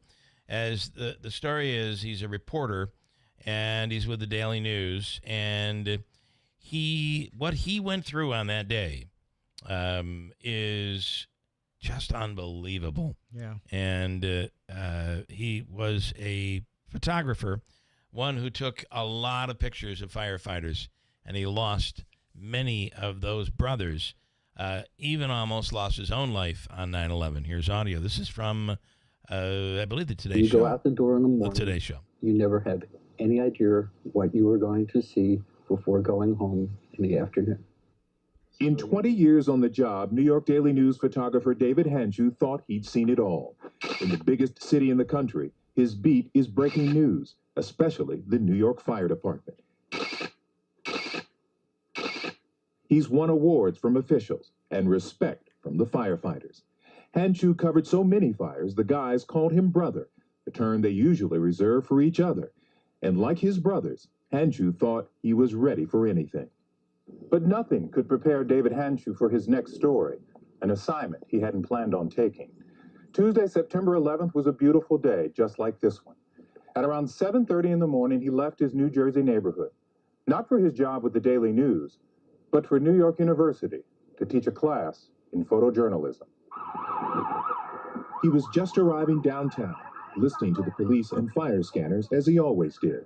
And all of a sudden, somebody gets on the radio and says, send every piece of apparatus that you have in Manhattan. An airplane just crashed into the World Trade Center, and it's on fire. For all his experience, Hanshu had never seen anything like this. But as ambulances and fire trucks raced to the scene, he instinctively just followed one of them, like he'd done hundreds of times before. I tucked onto their rear bumper, watching the firefighters as they were putting on their air tanks, pulling tools and equipment from the racks. And I remember two of the guys waving to me out the back. I guess they recognized me from covering them for years. Looking away that moment at the fire, he didn't actually take a picture of those waving firefighters, but he did in his mind. Within 3 or 4 minutes, Hanshu got to the scene. But nothing prepared me for what I would see when I walked down West Street. What did you see? There were body parts. There were aircraft parts. There was debris raining down. And then people started jumping. Were you taking pictures at this point? Yep. He says he'll never show anyone those photos. These are the ones he wants people to see. The office workers, the rescuers. They're among the first news photos taken at ground level, taken before the second plane hit. I did not see the second aircraft hit the tower, although I was standing right in front of it. Yet he recorded these horrific images, taken directly beneath the tower, the instant the plane crashed through.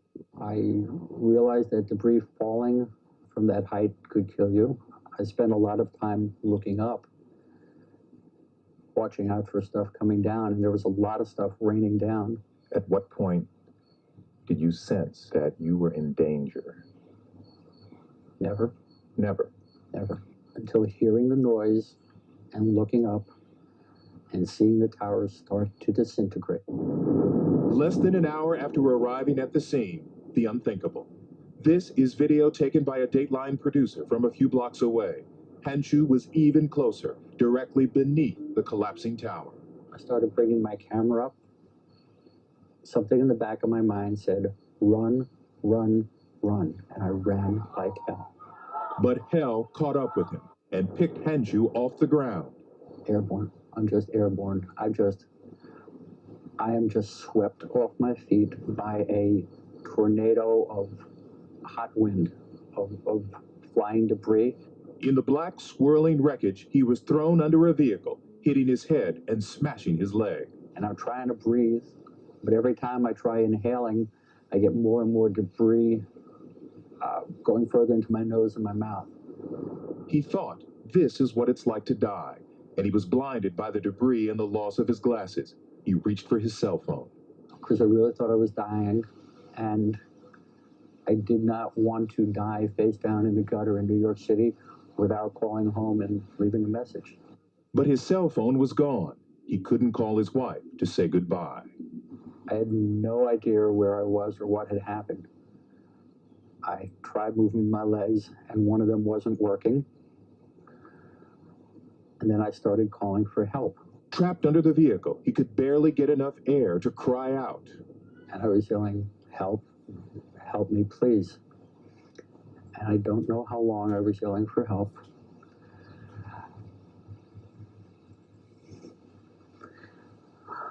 But I heard some words that I will never forget. And I knew that I was okay. That was, don't worry, brother, we'll get you out. Wow. Pretty amazing. And it was a firefighter that ultimately saved his life. Today, of course, the 24th anniversary of 9/11. From the Stanley Theater Studios, WIBX Utica, Rome, WIBX 950 and 92.3 FM, celebrating 100 years. They still haven't found Charlie Kirk's killer. I'm Dave Anthony, Fox News. Charlie was the best of America, and the monster who attacked him was attacking our whole country. President Trump called Kirk a martyr for truth and freedom and called his assassination a dark moment for America. Utah Governor Spencer Cox vows to find the gunman. We will try you, and we will hold you accountable to the furthest extent of the law. Kirk was a conservative activist famous for going to colleges and debating students. He was shot addressing a crowd at Utah Valley University. We're told the killer, in all black tactical gear and a black ski mask, fired from a rooftop about 200 yards away. Fox's CB Cotton. 2 people were taken into custody as part of the investigation. The FBI said those 2 people were questioned and then released. Republicans and Democrats and the president and former presidents have all condemned Kirk's assassination and all political violence. Almost a year after the second Trump assassination attempt, the suspect, Ryan Ruth, is on trial and defending himself. Opening statements are this morning in a federal court in Florida. In Colorado, a student remains in critical condition after being shot at Evergreen High School along with another student. The gunman was a classmate who shot and killed himself. There is a somber gathering in New York City, 24 years after the 9/11 terror attack. We're being told a second plane crashed into the building on the opposite end. That's not an accident. That's on purpose. Both the Twin Towers hit that day, later collapsed. And they'll soon start reading the names of the nearly 3,000 people killed on 9/11 there and in Washington. We had an aircraft intentionally fly into the Pentagon. President Trump will speak at the memorial there. There will also be a ceremony in Pennsylvania honoring the passengers who fought back on United Flight 93. The last of the terrorist hijacked planes crashed into a field. America's listening to Fox News. You ever wonder why Verizon charges twice as much as Pure Talk for the same basic service? Think it might have something to do with the fact that Verizon spends $12 billion a year on advertising and promotion? That's billion with a B? Yeah. Pure Talk doesn't spend that kind of money on commercials. That's why they can offer unlimited talk, text, and plenty of data on a blazing fast 5G network for just $25 a month. Save an additional 50% off your first month when you dial pound 250 and say the words micro. That's pound 250, micro. Quiet down, here she comes. Surprise! Your accountant just emailed to say your quarterly taxes are way higher than you were expecting. At Progressive, we know small business owners don't usually like surprises because they cost you money. But a good surprise that could save you money? Getting discounts with a commercial auto quote from Progressive. Also, your favorite employee is leaving. They're going to pursue their dream of being a veterinarian. Surprise yourself. See if you can save in as little as 8 minutes at ProgressiveCommercial.com. Progressive Casualty Insurance Company and Affiliates. Discounts not available in all states or situations. We're learning of a change of plans for Vice President Vance. He was supposed to be in New York City for the 9/11 remembrance 24 years later. He instead is going to travel to Utah, where the search continues for the gunman in Charlie Kirk's assassination. Now, President Trump will be at a memorial this morning in the Pentagon in Washington, where that third terrorist hijacked plane crashed in the 9/11 attacks in 2001. 185 people were killed when a plane traveling over 500 miles per hour crashed into the Pentagon just after 9:30 a.m. on September 11th. Military officers, enlisted service members, civilian employees, children, and teachers on a school trip were among those killed. The Phoenix Project was launched not long after the attack, which repaired the damage at the Pentagon in under a year as an act of resilience and commitment. Those visiting the Washington, D.C. area can now visit the Pentagon Memorial in Arlington, Virginia. The Pentagon Memorial Fund is currently raising funds to build an education center. In Washington, Ryan Schmelz, Fox News. There's more fallout in the investigation into Jeffrey Epstein's sex trafficking of underage girls. The UK ambassador to the U.S. fired. Lord Peter Mendelsohn is out as Britain's top envoy in Washington after newly surfaced emails revealed he was far closer to Jeffrey Epstein than previously admitted. The messages included Mendelsohn calling Epstein his, quote, best pal, and even urging him to fight for early release after his 2008 conviction for soliciting prostitution.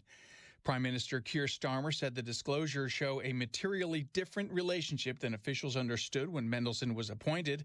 The move has ignited political backlash in London and raised fresh questions about the government's vetting of senior diplomats. That's Fox's Matt Murphy. We'll get an inflation update later this hour. The consumer price numbers for August.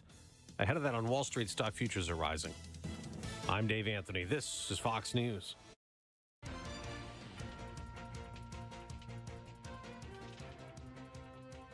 Here's the latest from the WIBX newsroom. I'm Doug Callan. Events around the region today will be honoring people who lost their lives in the September 11th terror attack 24 years ago. Thousands were killed in New York City, Washington, D.C., and also Shanksville, Pennsylvania. Memorials are going to be held in Utica, Rome. The Genesis 9/11 breakfast at Harts Hill Inn is this morning, and throughout the state, there are plenty of remembrances. It's also a National Day of Service and Remembrance, and Americans are urged to volunteer in their communities. Meanwhile, many around the country are in the midst of mourning for conservative Charlie Kirk, who was shot and killed by a sniper in Utah yesterday. State police have announced arrests in the smash and grab incident that started with stolen vehicles in Utica, traveled to Destiny USA in Syracuse, back to Marcy, where schools were on a lockout at Whitesboro when 3 men were on the loose after a chase on the thruway. Police have arrested a 17-year-old and 18-year-old, both juveniles from Utica, plus 20-year-old Osmond U. Burrow of Utica. All three face several charges, including criminal possession of stolen property and criminal mischief. The incident resulted in a large manhunt Tuesday involving several police agencies. Ilion police arrested an 18-year-old male at Pathways School in the village after a threat of conducting a shooting at the school. The suspect resisted arrest, according to police, and injured 2 officers during the apprehension. He's being held at the Herkimer County Correctional Facility on several charges. A ribbon cutting for Art Space Lofts on Broad Street in Utica was held on Wednesday. 32 of the 43 loft apartments are reserved for artists through Munson. Applications are now being accepted. Tickets have already sold out for Hamilton College's Great Name Series, featuring Broadway and Hamilton star and Hamilton creator Lin-Manuel Miranda. Tickets became available at 9 a.m. yesterday and sold out quickly. The event is at the Margaret Bundy Fieldhouse at Hamilton College Monday, September 29th at 7 p.m. More details are being released about a Syracuse City School District teacher accused of rape. The district says 54-year-old Lansing Dimone taught students at Salem Heights Elementary School and the STEAM at Dr. King School. Dimone joined the district in 2019 and worked as a visual coordinator for the Pride of Syracuse City Schools marching band. It's alleged Dimone sexually assaulted a 16-year-old boy, and authorities say the incident happened off school grounds. It's unknown if the victim was a student in the district. And the final concert of the 2025 season is taking place at a popular Syracuse, upstate New York venue tonight. Papa Roach, scheduled to perform at the Empower Federal Credit Union Amphitheater at Lakeview for a show that's going to begin at 7 p.m. The band is known for several smash hit songs like Last Resort, Scars, Getting Away with Murder, and will be joined by special guest Rise Against. Seats are still available and can be purchased through Live Nation.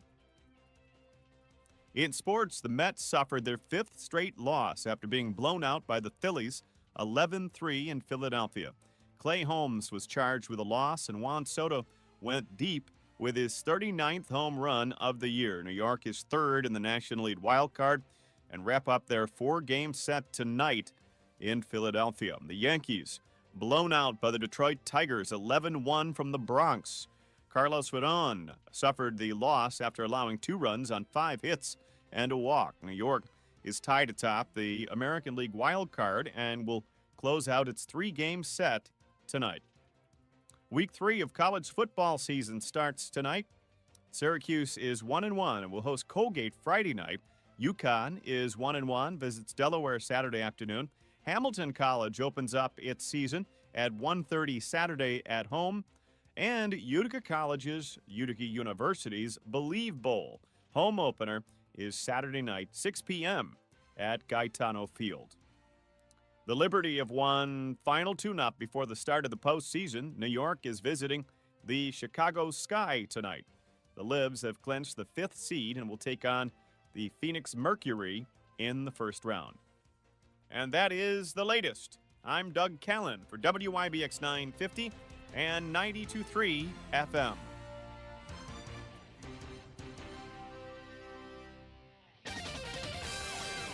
Cool mornings and warm afternoons will be continuing. Looks like it is going to be a great weekend coming up.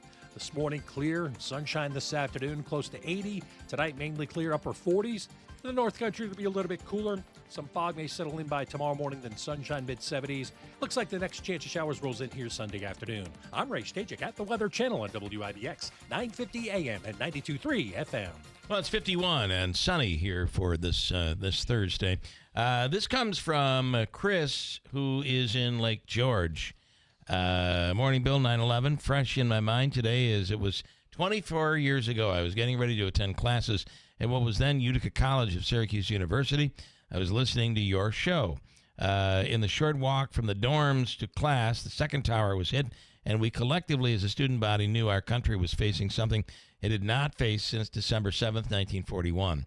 To this day, I take solace in the fact that we as Americans always come together when confronted by tragedy, even in today's hyper-partisan climate driven by the 24-hour news cycle. There is more that unites us than divides us. In my heart of hearts, I know that will always be the case. May God bless the victims of the terrorist attack, our brave military, and our great country. Chris, who is now in Lake George. You know what? You should just stop the show right now. Stop. That's We're going to leave it at that. Let me tell you. Amazing, Chris. You don't so want me right. You don't want me to read Big Honey's comment? Well, those are all I know from another country heard from. It's not as optimistic. Yeah. Democrats have been screaming from the rooftops for over 8 years on how bad conservatives are, and now they want to lower the temperature. That's rich. Well, I would say that Liberal Lou also left a comment. Oh, we haven't heard from him in so long. Republicans have been screaming from the rooftops for over 8 years on how bad liberals are, and now they want to blame us? That's rich. Yeah. A couple of interesting comments there. Interesting. Two different sides. Well, they get along. They do. They have the same I ideas. think after you go, there's that circle, and you go Yes. one way and the other way. And then sooner you or finally later, come around. you'll end up meeting Mm-hmm. somewhere along the line. You meet somewhere. You end up meeting. Let me break. Coming up, Joe Cardinale, retired NYPD Lieutenant Commander, remembering 9/11. We'll get to that. Also, we'll talk more about Charlie Kirk and that just. What were you thinking when you were watching this? And for the longest time, they kept reporting critical condition, right, but stabilizing. I don't believe any of that. I think they were just trying to notify the next of kin. Yeah. Because he probably, talking to people who are in the medical world, the actual impact alone, so much blood was lost that they felt that he probably had died before he even, almost instantly, before he even hit the ground or the floor of the stage. Just really, really terrible. So we'll talk more about that. John Decker, Chief White House Correspondent with Cray TV. It'll be interesting to get his take coming up on it as well. And Joe Cardinale coming up at WIBX. Utica and the Mohawk Valley Mattress Express's big annual free adjustable base promotion is back. Here's how it works. Come into Mattress Express. You'll get the largest selection of mattresses in New York State. Pick out any king or queen set in the store except Tempur-Pedic, and you'll get upgraded to an adjustable base for free. No extra charge. It's a great deal, folks. Now, You're probably wondering, does that include the Smart Bed by Instant Comfort? Yes, it does. That's the bed you can make soft or firm on each side. 45 individual settings on each side from super soft to super firm. The flex set option in king or queen, reversible cover, cool for summer, warm for winter, and a 25-year industry-leading warranty. 5 years, no interest, no money down, and no credit check payment plans. In New Hartford on Commercial Drive next to Pet Supplies Plus, in Oneida in the movie theater Glenwood Plaza. Call 1-800-NEW-BEDS or stop in today. Jim Boeheim is going to be in our next Real Men Get Tested commercial. Wow, you know he's a cancer survivor. He's all in. I'm not appearing in your commercial for Real Men Get Tested. It sounds like you two are bonding. Yeah, especially after I gave him coaching advice. We're not bonding. You know nothing about basketball. I think there's a job offer coming. I'll bet you sit next to McNamara. Don't be stupid. Real men get tested for cancer. I'm living proof that early detection can save your life. Aches and pains aren't trophies. They're just barriers keeping pros like you from getting the work done. You know this business can be backbreaking. All the more reason to partner with someone who has your back, like Clinton Tractor and Ferris Commercial Mowers. Ferris is about helping you finish strong and feel good doing it, with patented suspension technology that allows you to mow faster and get more work done in comfort so you can feel good tomorrow. Visit Clinton Tractor today or at clintontractor.net. Ferris, work hard, feel good. When you're hiring, have you ever felt like you're missing out on meeting truly great candidates for your roles? It seems impossible to find them, but they have to be out there somewhere, right? Well, they're not hard to find when you know where to go, and that place is ZipRecruiter. And right now, you can try ZipRecruiter for free at ZipRecruiter.com/free. ZipRecruiter helps 10 million people with their job search every day. And because these people are actively looking for jobs just like yours, it's easy to find the right person right away. In fact, 4 out of 5 employers who post on ZipRecruiter get a quality candidate within the first day. But if you're not using ZipRecruiter, you're missing out. So see what it's like when the impossible is easy. When you go to ZipRecruiter.com/free right now to try ZipRecruiter for free. Once again, that's ZipRecruiter.com/free. ZipRecruiter.com/free. Never miss out on great candidates with ZipRecruiter. 20, 15, 10-5, diving, is he in? He is! The NFL is on Westwood One. Down the middle, it's caught over the shoulder in the end zone. Touchdown, Smith! And that may make it insurmountable! Wow! The NFL plays here all season long on WIBX 950 and 92.3 FM. This is Keeler in the Morning, WIBX 950 and 92.3 FM. Listen, it's back to school time, which means fall and snow and fall and leaves. Not far behind. Before winter sneaks up, take one big thing off your list: new windows from New York Sash. Right now, during their September window sale, you get 50% off window installation. Whether you need a single replacement or a whole house full of windows, New York Sash has the perfect fit for you. And the best part, you don't have to imagine what they look like. You can go to their showroom on Oriskany Boulevard in Whitesboro and actually see the styles on display. Walk through and compare beautiful bay and bow windows that add curb appeal. Check out the sliders and the casements that bring the light in. And, of course, the traditional double-hung windows. Every option is custom-made and built to be energy efficient, so your home stays comfortable and your bills stay low all year long. So while the kids are hitting the books, you get you're preparing for the New York Sash Utica University Teddy Bear Toss. Oh yeah, that'll be just around the corner. Yep. You can check windows off your to-do list. Stop by the showroom today or visit NewYorkSash.com. with a free estimate. That's a September window sale, 50% off installation at New York Sash, 349 Oriskany Boulevard in Whitesboro. New York Sash, let their family take care of your family. And the people at the Falcon Clinic want to thank everyone and also welcome the large number of new patients they have at their facility. And as a result, they are putting the pause on the addition of new patients. Right. They're looking for a new clinician, a new doctor, and when that is accomplished, they hope it to be soon. A new provider will, and the rest of them will accept new patients. For now, they put it on pause. Hope this will happen very, very soon. But thank everyone for their interest in the Falcon Clinic in Washington Mills. And again, accepting new patients very, very soon. Anne in Rome is not done. She has more. She has more. When they get this insane animal and is given a fair trial, if found guilty, given that piece of crap to me, what I do will make John Gotti look like a choir boy. Okay. And they do have the death penalty in Utah, though. They do. I saw the governor. He was proud of that. Say that yesterday. Yep. And that's what I have for right now. You know, Anne is such. She doesn't mince words. No. She's right there.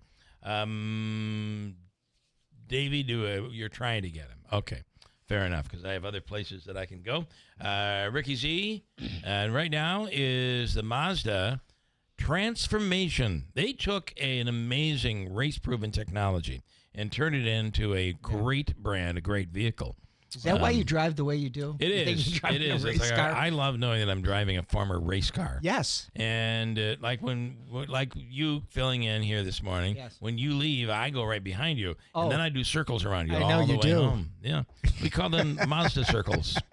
Save on a new Mazda lease. Enjoy 2.9% APR financing on new 2025 Mazda CX-30s, CX-5s with 1.9% APR financing on new 2025 CX-50s, the Mazda CX-70, the CX-90. See Rick or anybody at the dealership for details.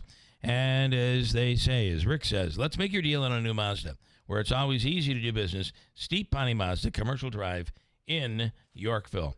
On the line right now is Joe Cardinale. Joe is retired NYPD Lieutenant Commander at the New York Police Force and is on the line. I wanted to start with the devastating news and the horrible visual that a lot of people saw on video of Charlie Kirk being shot. One bullet, one guy. We assume it was a male. Boy, what a terrible, terrible incident yesterday. Bill, you don't know how terrible it is. You don't know how much I admired him. You know, as you know, I'm a conservative. You know, I represent my area on Suffolk County with the Conservative Party. And you don't know how much I admired this young man for the vision he started. He continued. This will continue in his name. I'll tell you right now. There'll never be another Charlie Kirk. I'll tell you right now. I can't say that because he did teach so many. Yeah. You know, so there will be people that follow in his footsteps. But this is horrific. This is, as they say, a political assassination. There's no two ways about it. Where it came from, hopefully we find out soon. But, you know, it's just how crazy times have come that, you know, they take out one of the largest voices for America today. And I don't say for any particular party. I say for America because Charlie didn't care what party you belonged to. He wanted that engagement with you, and I admired him. My favorite piece, watch him on it, was when he took on Oxford University. I thought that was spectacular. Yeah. And he had the composure every time he got up to that microphone to get there, and he wanted to engage with you, to tell you it's okay to have a difference of opinion. That's what makes us tick. Yeah. And I admire him. I really did. I took a lot of what he did and implemented it into my my political career. So I really admire him. I wanted to ask you, with your experience, and someone here disagreed with me, saying it's not such a big deal. They say that the shooter probably came around 200 yards away, from about 200 yards away, and that it most likely was a high-powered rifle. But it was one shot. We don't know the profile of the person. To me, I think the door remains open in terms of it could be some crazy liberal. It could be a Republican who doesn't agree with Trump. It could also be some foreign entity that wants to create division in this country. Right now, we don't know, but it does seem like whoever it was, they knew what they were doing. Your professional opinion on that? I think everything you said is on the table right now. Absolutely on the table. Yep. You know, that prior to his appearance there were many, many people that signed petitions to keep him out of there. Mm-hmm. All right. There were many disgruntled people, and they're looking into that as we speak right now. You know, it's not that he was high profile in his own right, but he wasn't an elected official that required, like, you know, the Secret Service or anything to do an advance for him or anything. So this person, whoever it is, knew they had the time. I firmly believe they scoped it out. They were familiar with the area. They knew their egress from that point. They planned it. They were, you know, I can't say calm, and but they were calculating to the point of they planned this. We're getting out of here. So, yes, to a degree, it's on not a professional level, an organized level. Let's put it that way. Yeah, like somebody knew. You don't want to put a professional aspect on this until it's time to do that. Yeah. But, you know, the digital footprint today will help, you know. And the fact, though, that we don't have someone yet is I would think is problematic. And even the petition, if you signed that petition, you didn't want him to come. If you wanted to shoot him, you wanted him to come. And I think the other thing is how much of a soft target that really was on that campus. That, to me, is the most shocking of all. It is. And moving forward, I think a lot of speakers are going to have advanced teams like the Secret Service. But here's something that, you know, you just nailed something else, Bill. So think about this. How far in advance did they know that Charlie was coming to this event? Yeah. And then, all right, we're going to try to stop him through petitions. Well, that didn't work. How do you know somebody didn't go into Plan B? This is what I'm going to do. Yeah. I don't like him, you know, because you got to remember he took it from every angle, and the biggest thing for him was religion. And the first question asked was about religion. He addressed it. But what's surprising to me is the second question. Was it posed purposely for this person to get into that area in a direction for Charlie to look in that direction, and for that person to take him out before the question was even answered? That question was about mass shootings. Mass shootings. Yeah. So and just as he was beginning to answer the question, that's when the shot was fired. And you'd wonder, was it that planned, that the person that asked the question was there because he knew he'd be looking right at him, which gave the guy. I mean, we're surmising at this point. We don't know anything, but this is all stuff you have to keep open, I would think.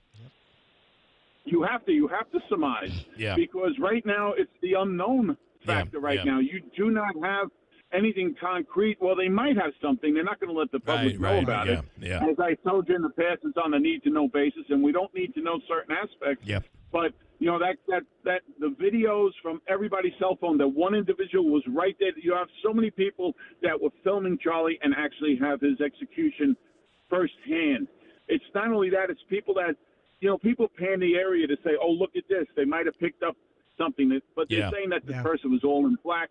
You know, did he leave DNA up on the rooftop over there? I'm sure they're going for that as well. That too, digital footprints. You know, digital footprints. There's so many things that have to be addressed, and they have the task force to do it. All right, but you know, it's something that it's of the magnitude of any of other great, you know, people that were assassanated, because he was great in his own right. Yeah. I mean, he was great. He really was. That what he did, and listen, it wasn't. I was only going to say.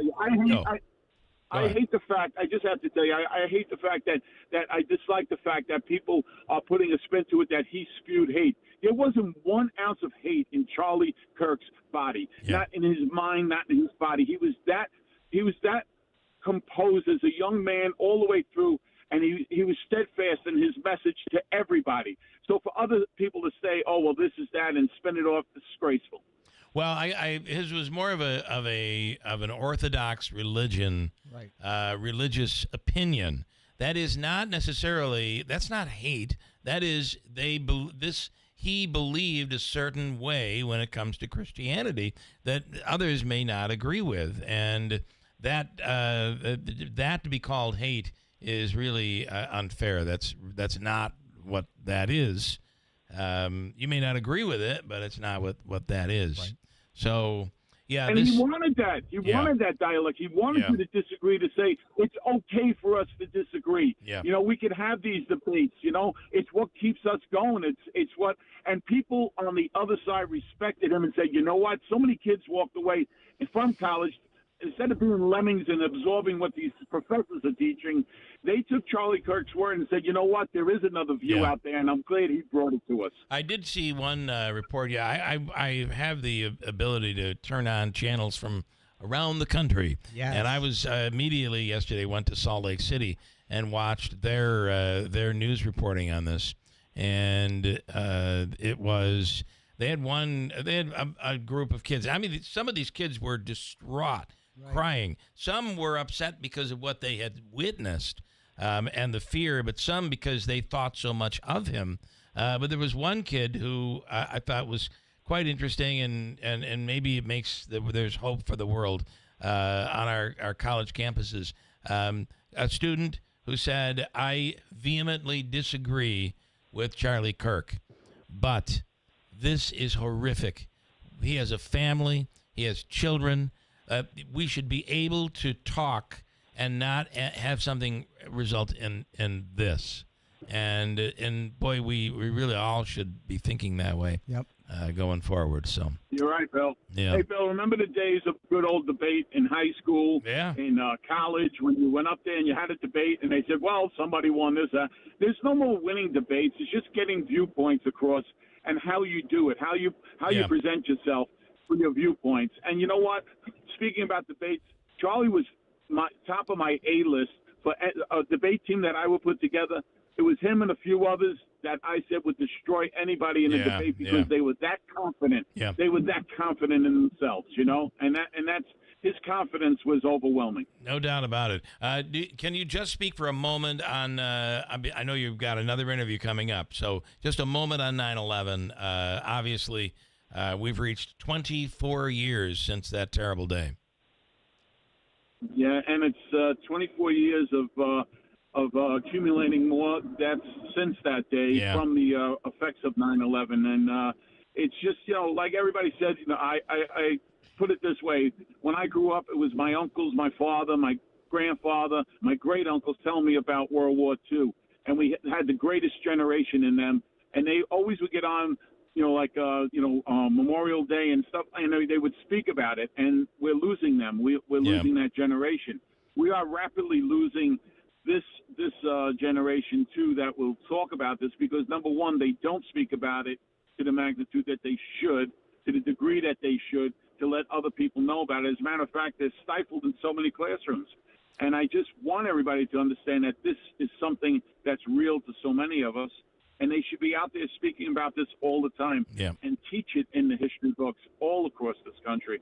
This way, other people get a chance to know what happened on 9/11 in 2001. Well, and they have great programs through the memorial where you schools and teachers can go and you pick the grade level or the age, and it'll give you age appropriate teachings about what happened on 9/11. And of course, the theme at the memorial is never ever forget, and we have to make sure that happens. So, Lieutenant, and I thank you for doing that. We appreciate your time here today, and I'm glad we had you today, and we're able to speak about Charlie Kirk as you did. Thank you so much. Thank you guys for covering this so well. All right. Have a great day. You too. Former NYPD Lieutenant Commander Joe Cardinale.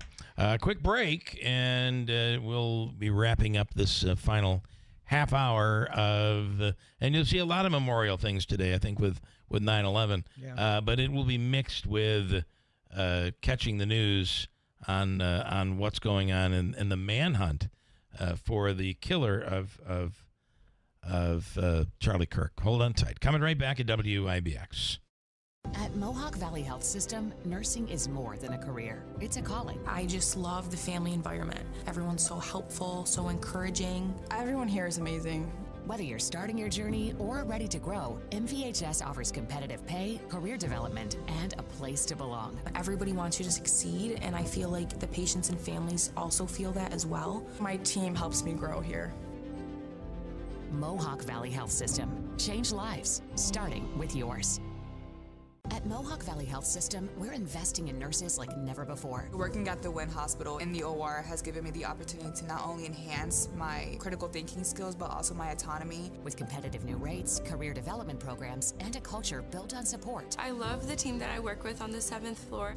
Here at the Wynn Hospital, I'm not just part of a team, I'm part of a family. You'll grow your nursing career with great pay, a supportive team, and real opportunities. Here at the Wynn Hospital, I can find my niche and grow. Change lives, starting with yours. Attention investors with a 401k, IRA, or retirement account. The dollar has lost over 25% of its value in the past 5 years, and it's only going to get worse. Are you prepared for what's about to happen next? We are Advantage Gold, the #1 customer-rated gold IRA company in America, and we are helping Americans prepare for the great de-dollarization by diversifying their portfolios with physical precious metals. We've partnered with former chief economist of the IMF, Kenneth Rogoff, to give away his latest book called Our Dollar, Your Problem, a must-read for investors. Call 800-741-GOLD, and we'll rush a free copy of Our Dollar, Your Problem to your doorstep and include our special gold IRA investing kit, valued at $49.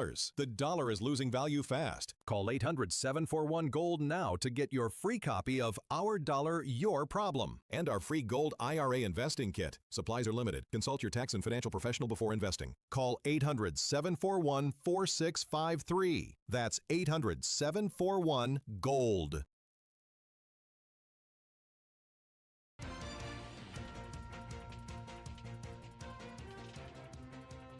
Here's the latest from the WIBX newsroom. I'm Doug Callan. Events around the region today will be honoring people who lost their lives in the September 11th terror attack 24 years ago. Thousands were killed in New York City, Washington, D.C., and also Shanksville, Pennsylvania. Memorials are going to be held in Utica, Rome. The Genesis 9/11 breakfast at Harts Hill Inn is this morning, and throughout the state, there are plenty of remembrances. It's also a national day of service and remembrance, and Americans are urged to volunteer in their communities. Meanwhile, many around the country are in the midst of mourning for conservative Charlie Kirk, who was shot and killed by a sniper in Utah yesterday. State police have announced arrests in the smash and grab incident that started with stolen vehicles in Utica, traveled to Destiny USA in Syracuse, back to Marcy, where schools were on a lockout at Whitesboro when 3 men were on the loose after a chase on the thruway. Police have arrested a 17-year-old and 18-year-old, both juveniles from Utica, plus 20-year-old Osmond U. Burrow of Utica. All 3 face several charges, including criminal possession of stolen property and criminal mischief. The incident resulted in a large manhunt Tuesday involving several police agencies. Ilion police arrested an 18-year-old male at Pathways School in the village after a threat of conducting a shooting at the school. The suspect resisted arrest, according to police, and injured 2 officers during the apprehension. He's being held at the Herkimer County Correctional Facility on several charges. A ribbon cutting for Art Space Lofts on Broad Street in Utica was held on Wednesday. 32 of the 43 loft apartments are reserved for artists through Munson. Applications are now being accepted. Tickets have already sold out for Hamilton College's Great Name Series, featuring Broadway and Hamilton star and Hamilton creator Lin-Manuel Miranda. Tickets became available at 9 a.m. yesterday and sold out quickly. The event is at the Margaret Bundy Fieldhouse at Hamilton College Monday, September 29th at 7 p.m. And that is the latest. I'm Doug Callan for WIBX 950 and 92.3 FM.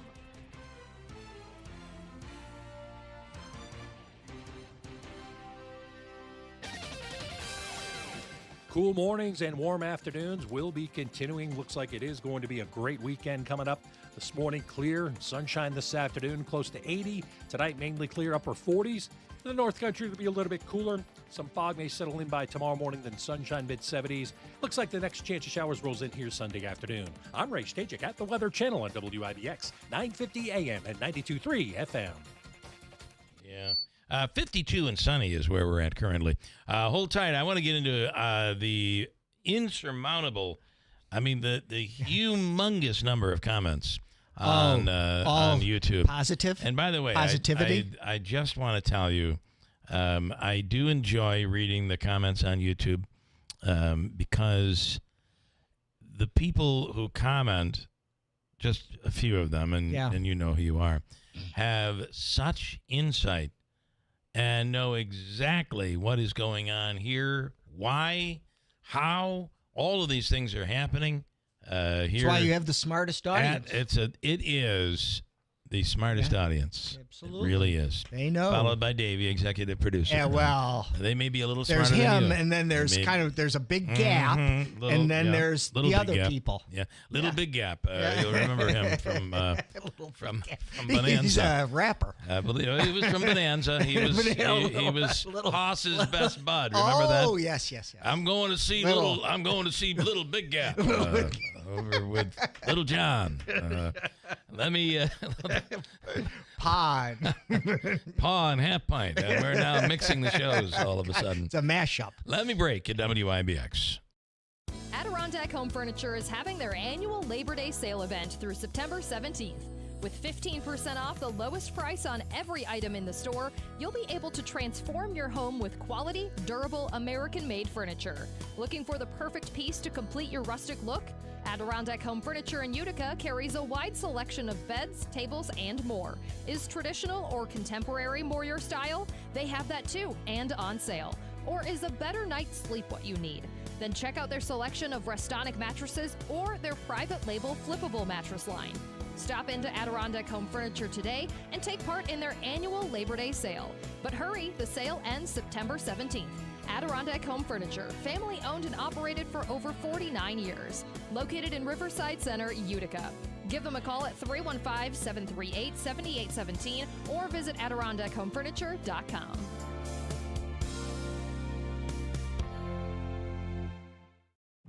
Hi, I'm Lisa, owner of Fit Body Boot Camp in Clinton and Whitesboro. I couldn't be prouder of our amazing members. Take a listen. My name is Kim Shackler, and I'm from Deansboro, New York. What brought me to Clinton Fit Body Boot Camp was there was an email that went out asking people to put in for a free membership. I was very, very excited. As soon as I walked through those doors, those coaches were just absolutely amazing. Greeted you right away, explained what you were going to be doing, how everything was going to be run there. I have loved it ever since, and I go 6 days a week. I have met so many wonderful, beautiful people that have become my very closest friends. Ages all the way into their 20s and all the way up into their 60s and 70s. Age doesn't matter. Those bonds that you make there at this gym is absolutely beautiful, and the coaches are all there for you. If you're waiting for a sign, this is it. The time is now to live your best life at Fit Body Boot Camp.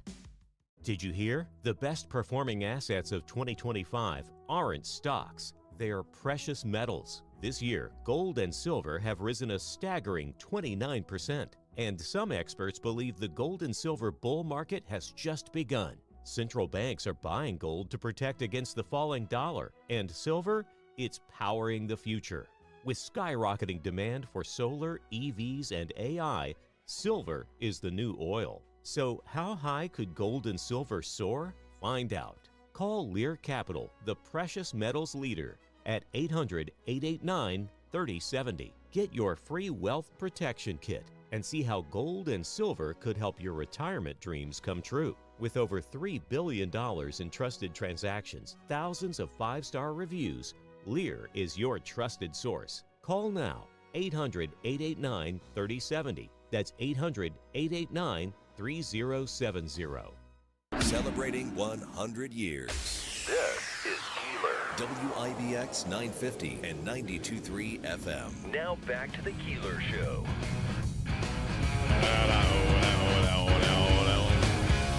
Well, people of all ages experience pain. You're having pain in your back or your hips, your back or your knees, wherever. It could be caused by the way you walk. Yes. Enter the Good Feet Store. They'll help with a free fitting and test walk, no appointment needed. Finally, the Good Feet Store is here. All made in the USA. It's a 3-step system, including strengtheners, maintainers, and relaxers. And before you know it, hopefully the pain is gone. Yes. And we've had plenty of testimony in studio where it has worked tremendously. Call them today at 315-999-3910 or visit them at 4630 Commercial Drive in New Hartford. You know, for many people, the pain is from 6 to 9 in the morning. It is. And then right after it goes away. Yeah, for some reason, it just goes away. It goes off the radio. Your comments. River Hills Properties, you know, they continue to plow forward with services that are provided that other agencies do not. Your listing agent begins the work from the moment you start to sell the home. And they're at every event, from the appraisal to the inspection, all the way to the sale and the closing. They are there at every step of the way to assist you. And believe me, things come up and it gets stressful. And having them by your side is incredibly helpful. Offices in Copenhagen to the north, new offices in Newport, Mark Butler, in Barneveld, in Little Falls, in Utica, coming soon to Rome, and Sarasota, Naples, Marco Island, that area on the Gulf Coast of Florida. It's River Hills Properties. Nobody sells homes like River Hills. Can I do one more before I'm not gonna keep it coming? I could mix them all together. Yeah. You go to River Hills to buy that home. Walk over with your good feet. Oh, we've got a special report. Nope, that's 9/11. I'll save this one before I get out of here. Oh, good. Don't let me forget. Do you want me to read some of the comments? Well, are you sure? I'm torn. Let's see. If politicians were not so hopeful, they set the example. Okay. Jawick. Roger, Charlie should have known this was going to happen. Jawick. Roger, I agree with you. You put yourself out there, it is a risk. And so these people are like having their own side conversation, which is nice. Good. That's a conversation. Yeah. Now, I got to say, Jawick and Roger, if I were to say that, people would be like ripping on me. Yep. So expect coming down in the next couple of messages, people are going to be ripping on you. And I'm right there with you, Deeds. John, I got a lot of questions about the Kirk shooting the video. I've been gone over in slow-mo, been watching it in slow-mo. Okay, good. And in the military operation that's ongoing, something don't add up, says John. Okay, so there could be something there.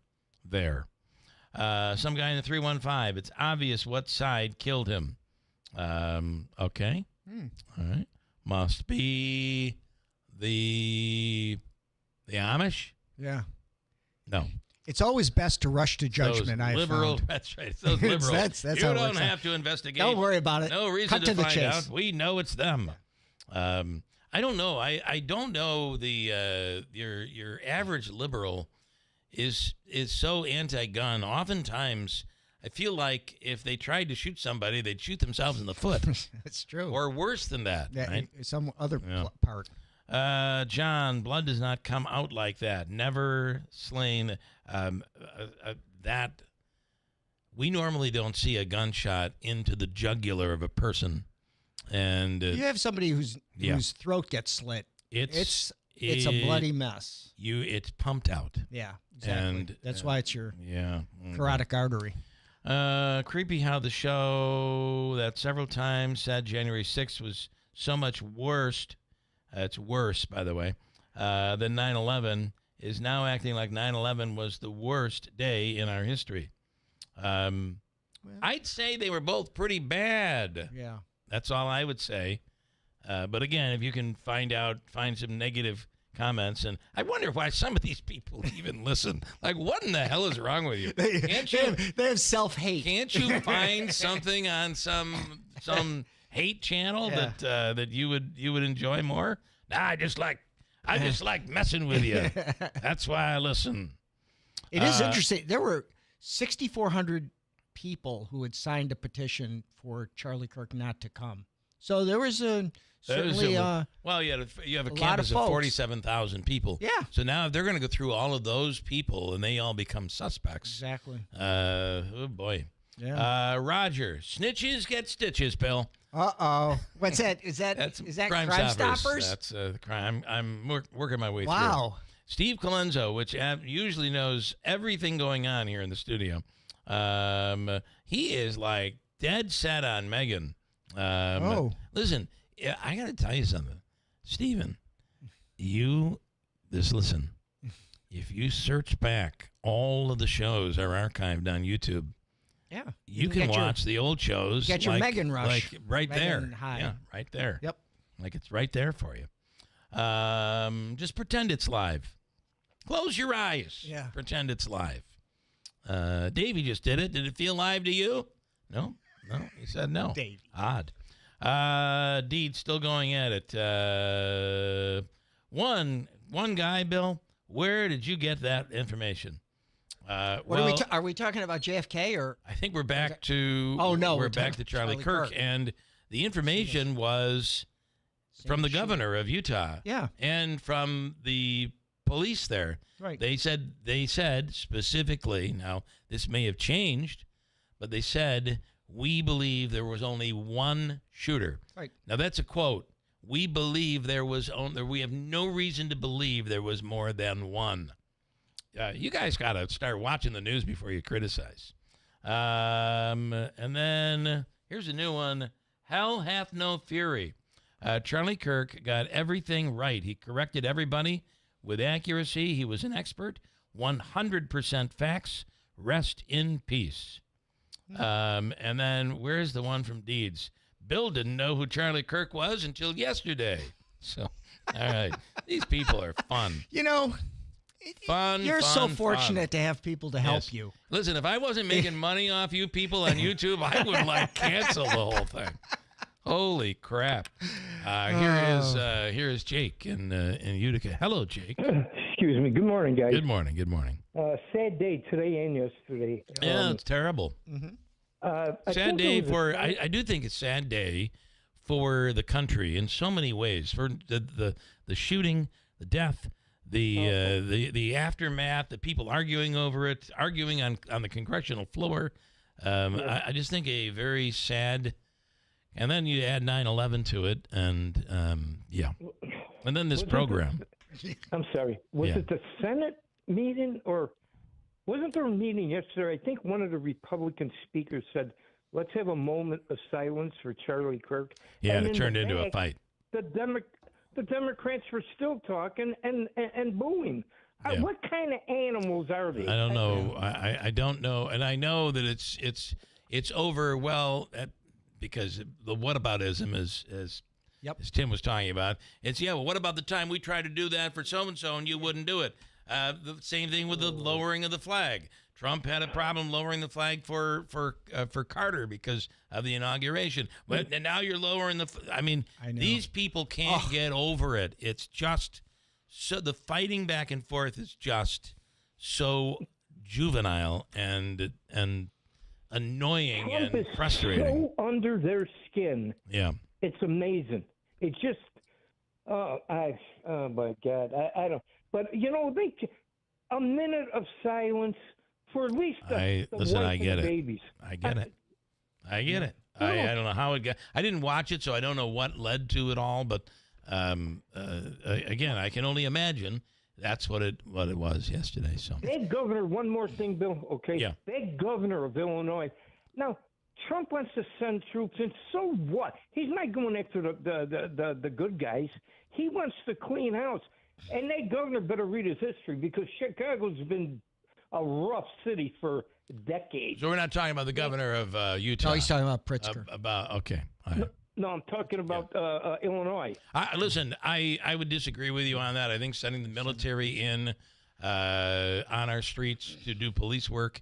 There have been times in our history where we've needed to call in the National Guard. Right. Actually, you were telling a story where there was a National Guard in Utica back in the 60s. On the Parkway. On the Parkway. So we have that in our history. Remember that. However, I don't know. I don't agree with, God forbid, I don't want to end up on the enemy list here, but I don't agree. You're on the perpetual enemy list. With sending in the military to our cities. And the other part is they're all, first of all, your major cities are almost all Democrat anyway, the large cities, because a large population in a city area, it tends to be you have a lot of diversity. Yep. Tends to be Democrat. So that's in the first place. The other part is he's ignoring a lot of red states that have some real crime areas as well that are actually, the numbers are higher than some of the areas such as D.C., and those are being ignored. I don't like it. I don't think it should be happening. And now everybody can hate me for it. So whatever. Piss off. You had said earlier, Bill, about maybe there were 3,000 people supposedly in Utah yesterday? At the event, yes. At the event? Okay. Well, it's a campus of maybe somebody signaled the shooter. No, it was actually what Joe Cardinal had said is that what he didn't say that. What he said was nothing can be ruled out. It's even possible that someone could. Is it possible that the person asked the question, because the question was asked about guns and mass shooting, and the minute he began to answer that question is when the shot came out. And so Cardinal said, you know, you got to be open to anything, even possible that the question was asked at that very moment, the shot was designed. So there were two people working. But again, the authorities right now, including the FBI, are saying one shooter. They have no reason to believe more than one. However, you don't want to close the door to that. You want to continue to investigate and try to figure it out, I would think. I hope they get the guy alive, though.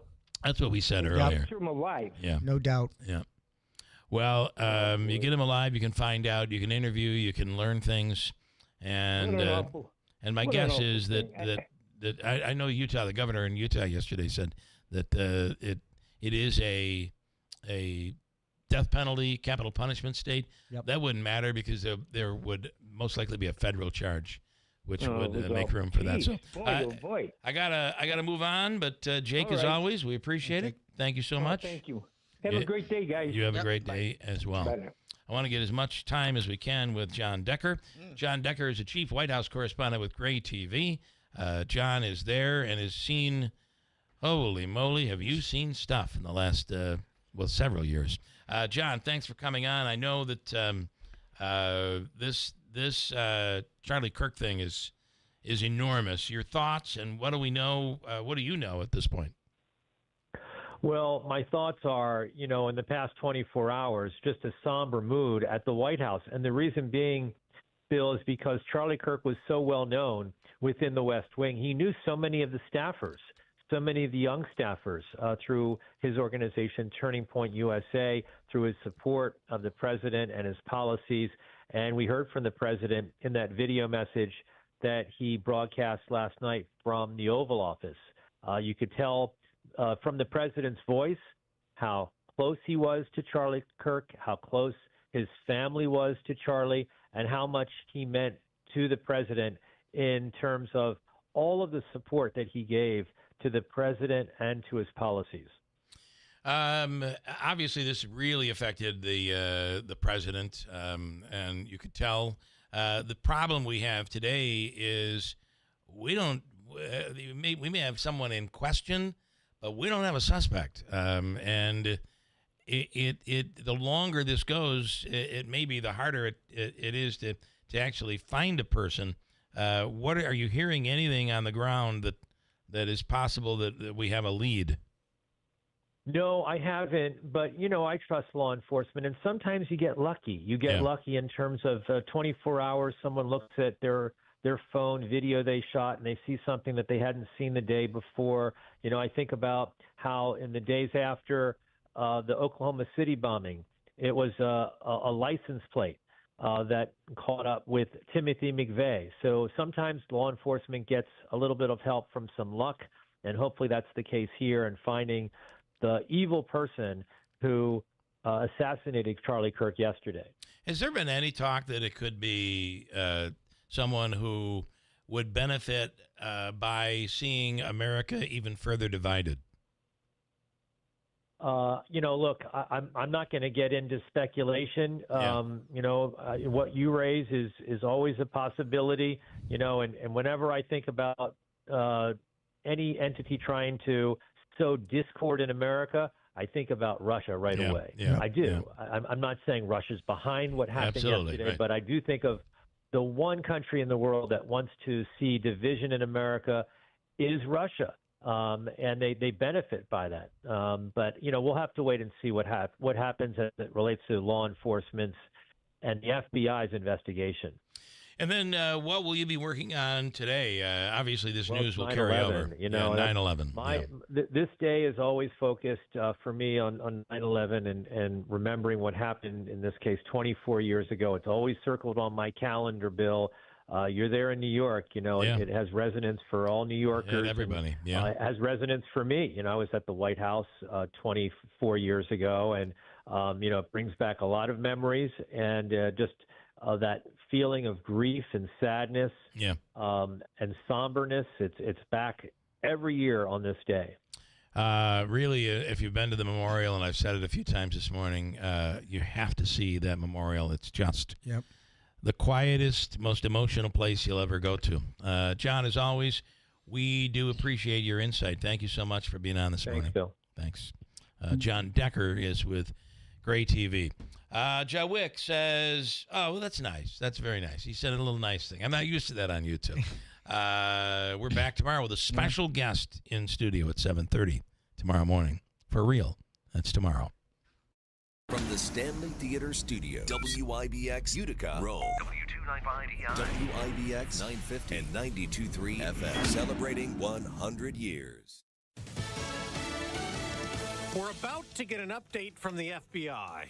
I'm Dave Anthony, Fox News. On the manhunt for Charlie Kirk's assassin, Utah Governor Spencer Cox vows they'll find the gunman and hold him accountable. And I just want to remind people that we still have the death penalty here in the state of Utah. And this is the only description of the shooter from Utah law enforcement via Broadcastify. Wearing all black, black long gun, black tactical helmet, a black mask, possibly wearing a tactical vest and jeans. Kirk, a conservative activist who debated students on college campuses, was shot while addressing a crowd at Utah Valley University. We're told the shots were fired from a building about 200 yards away. Fox's CB Cotton is on campus. The FBI is making a plea on social media to the broader community. Anyone with photos or videos, send it to the agency. President Trump called Kirk's assassination a dark moment.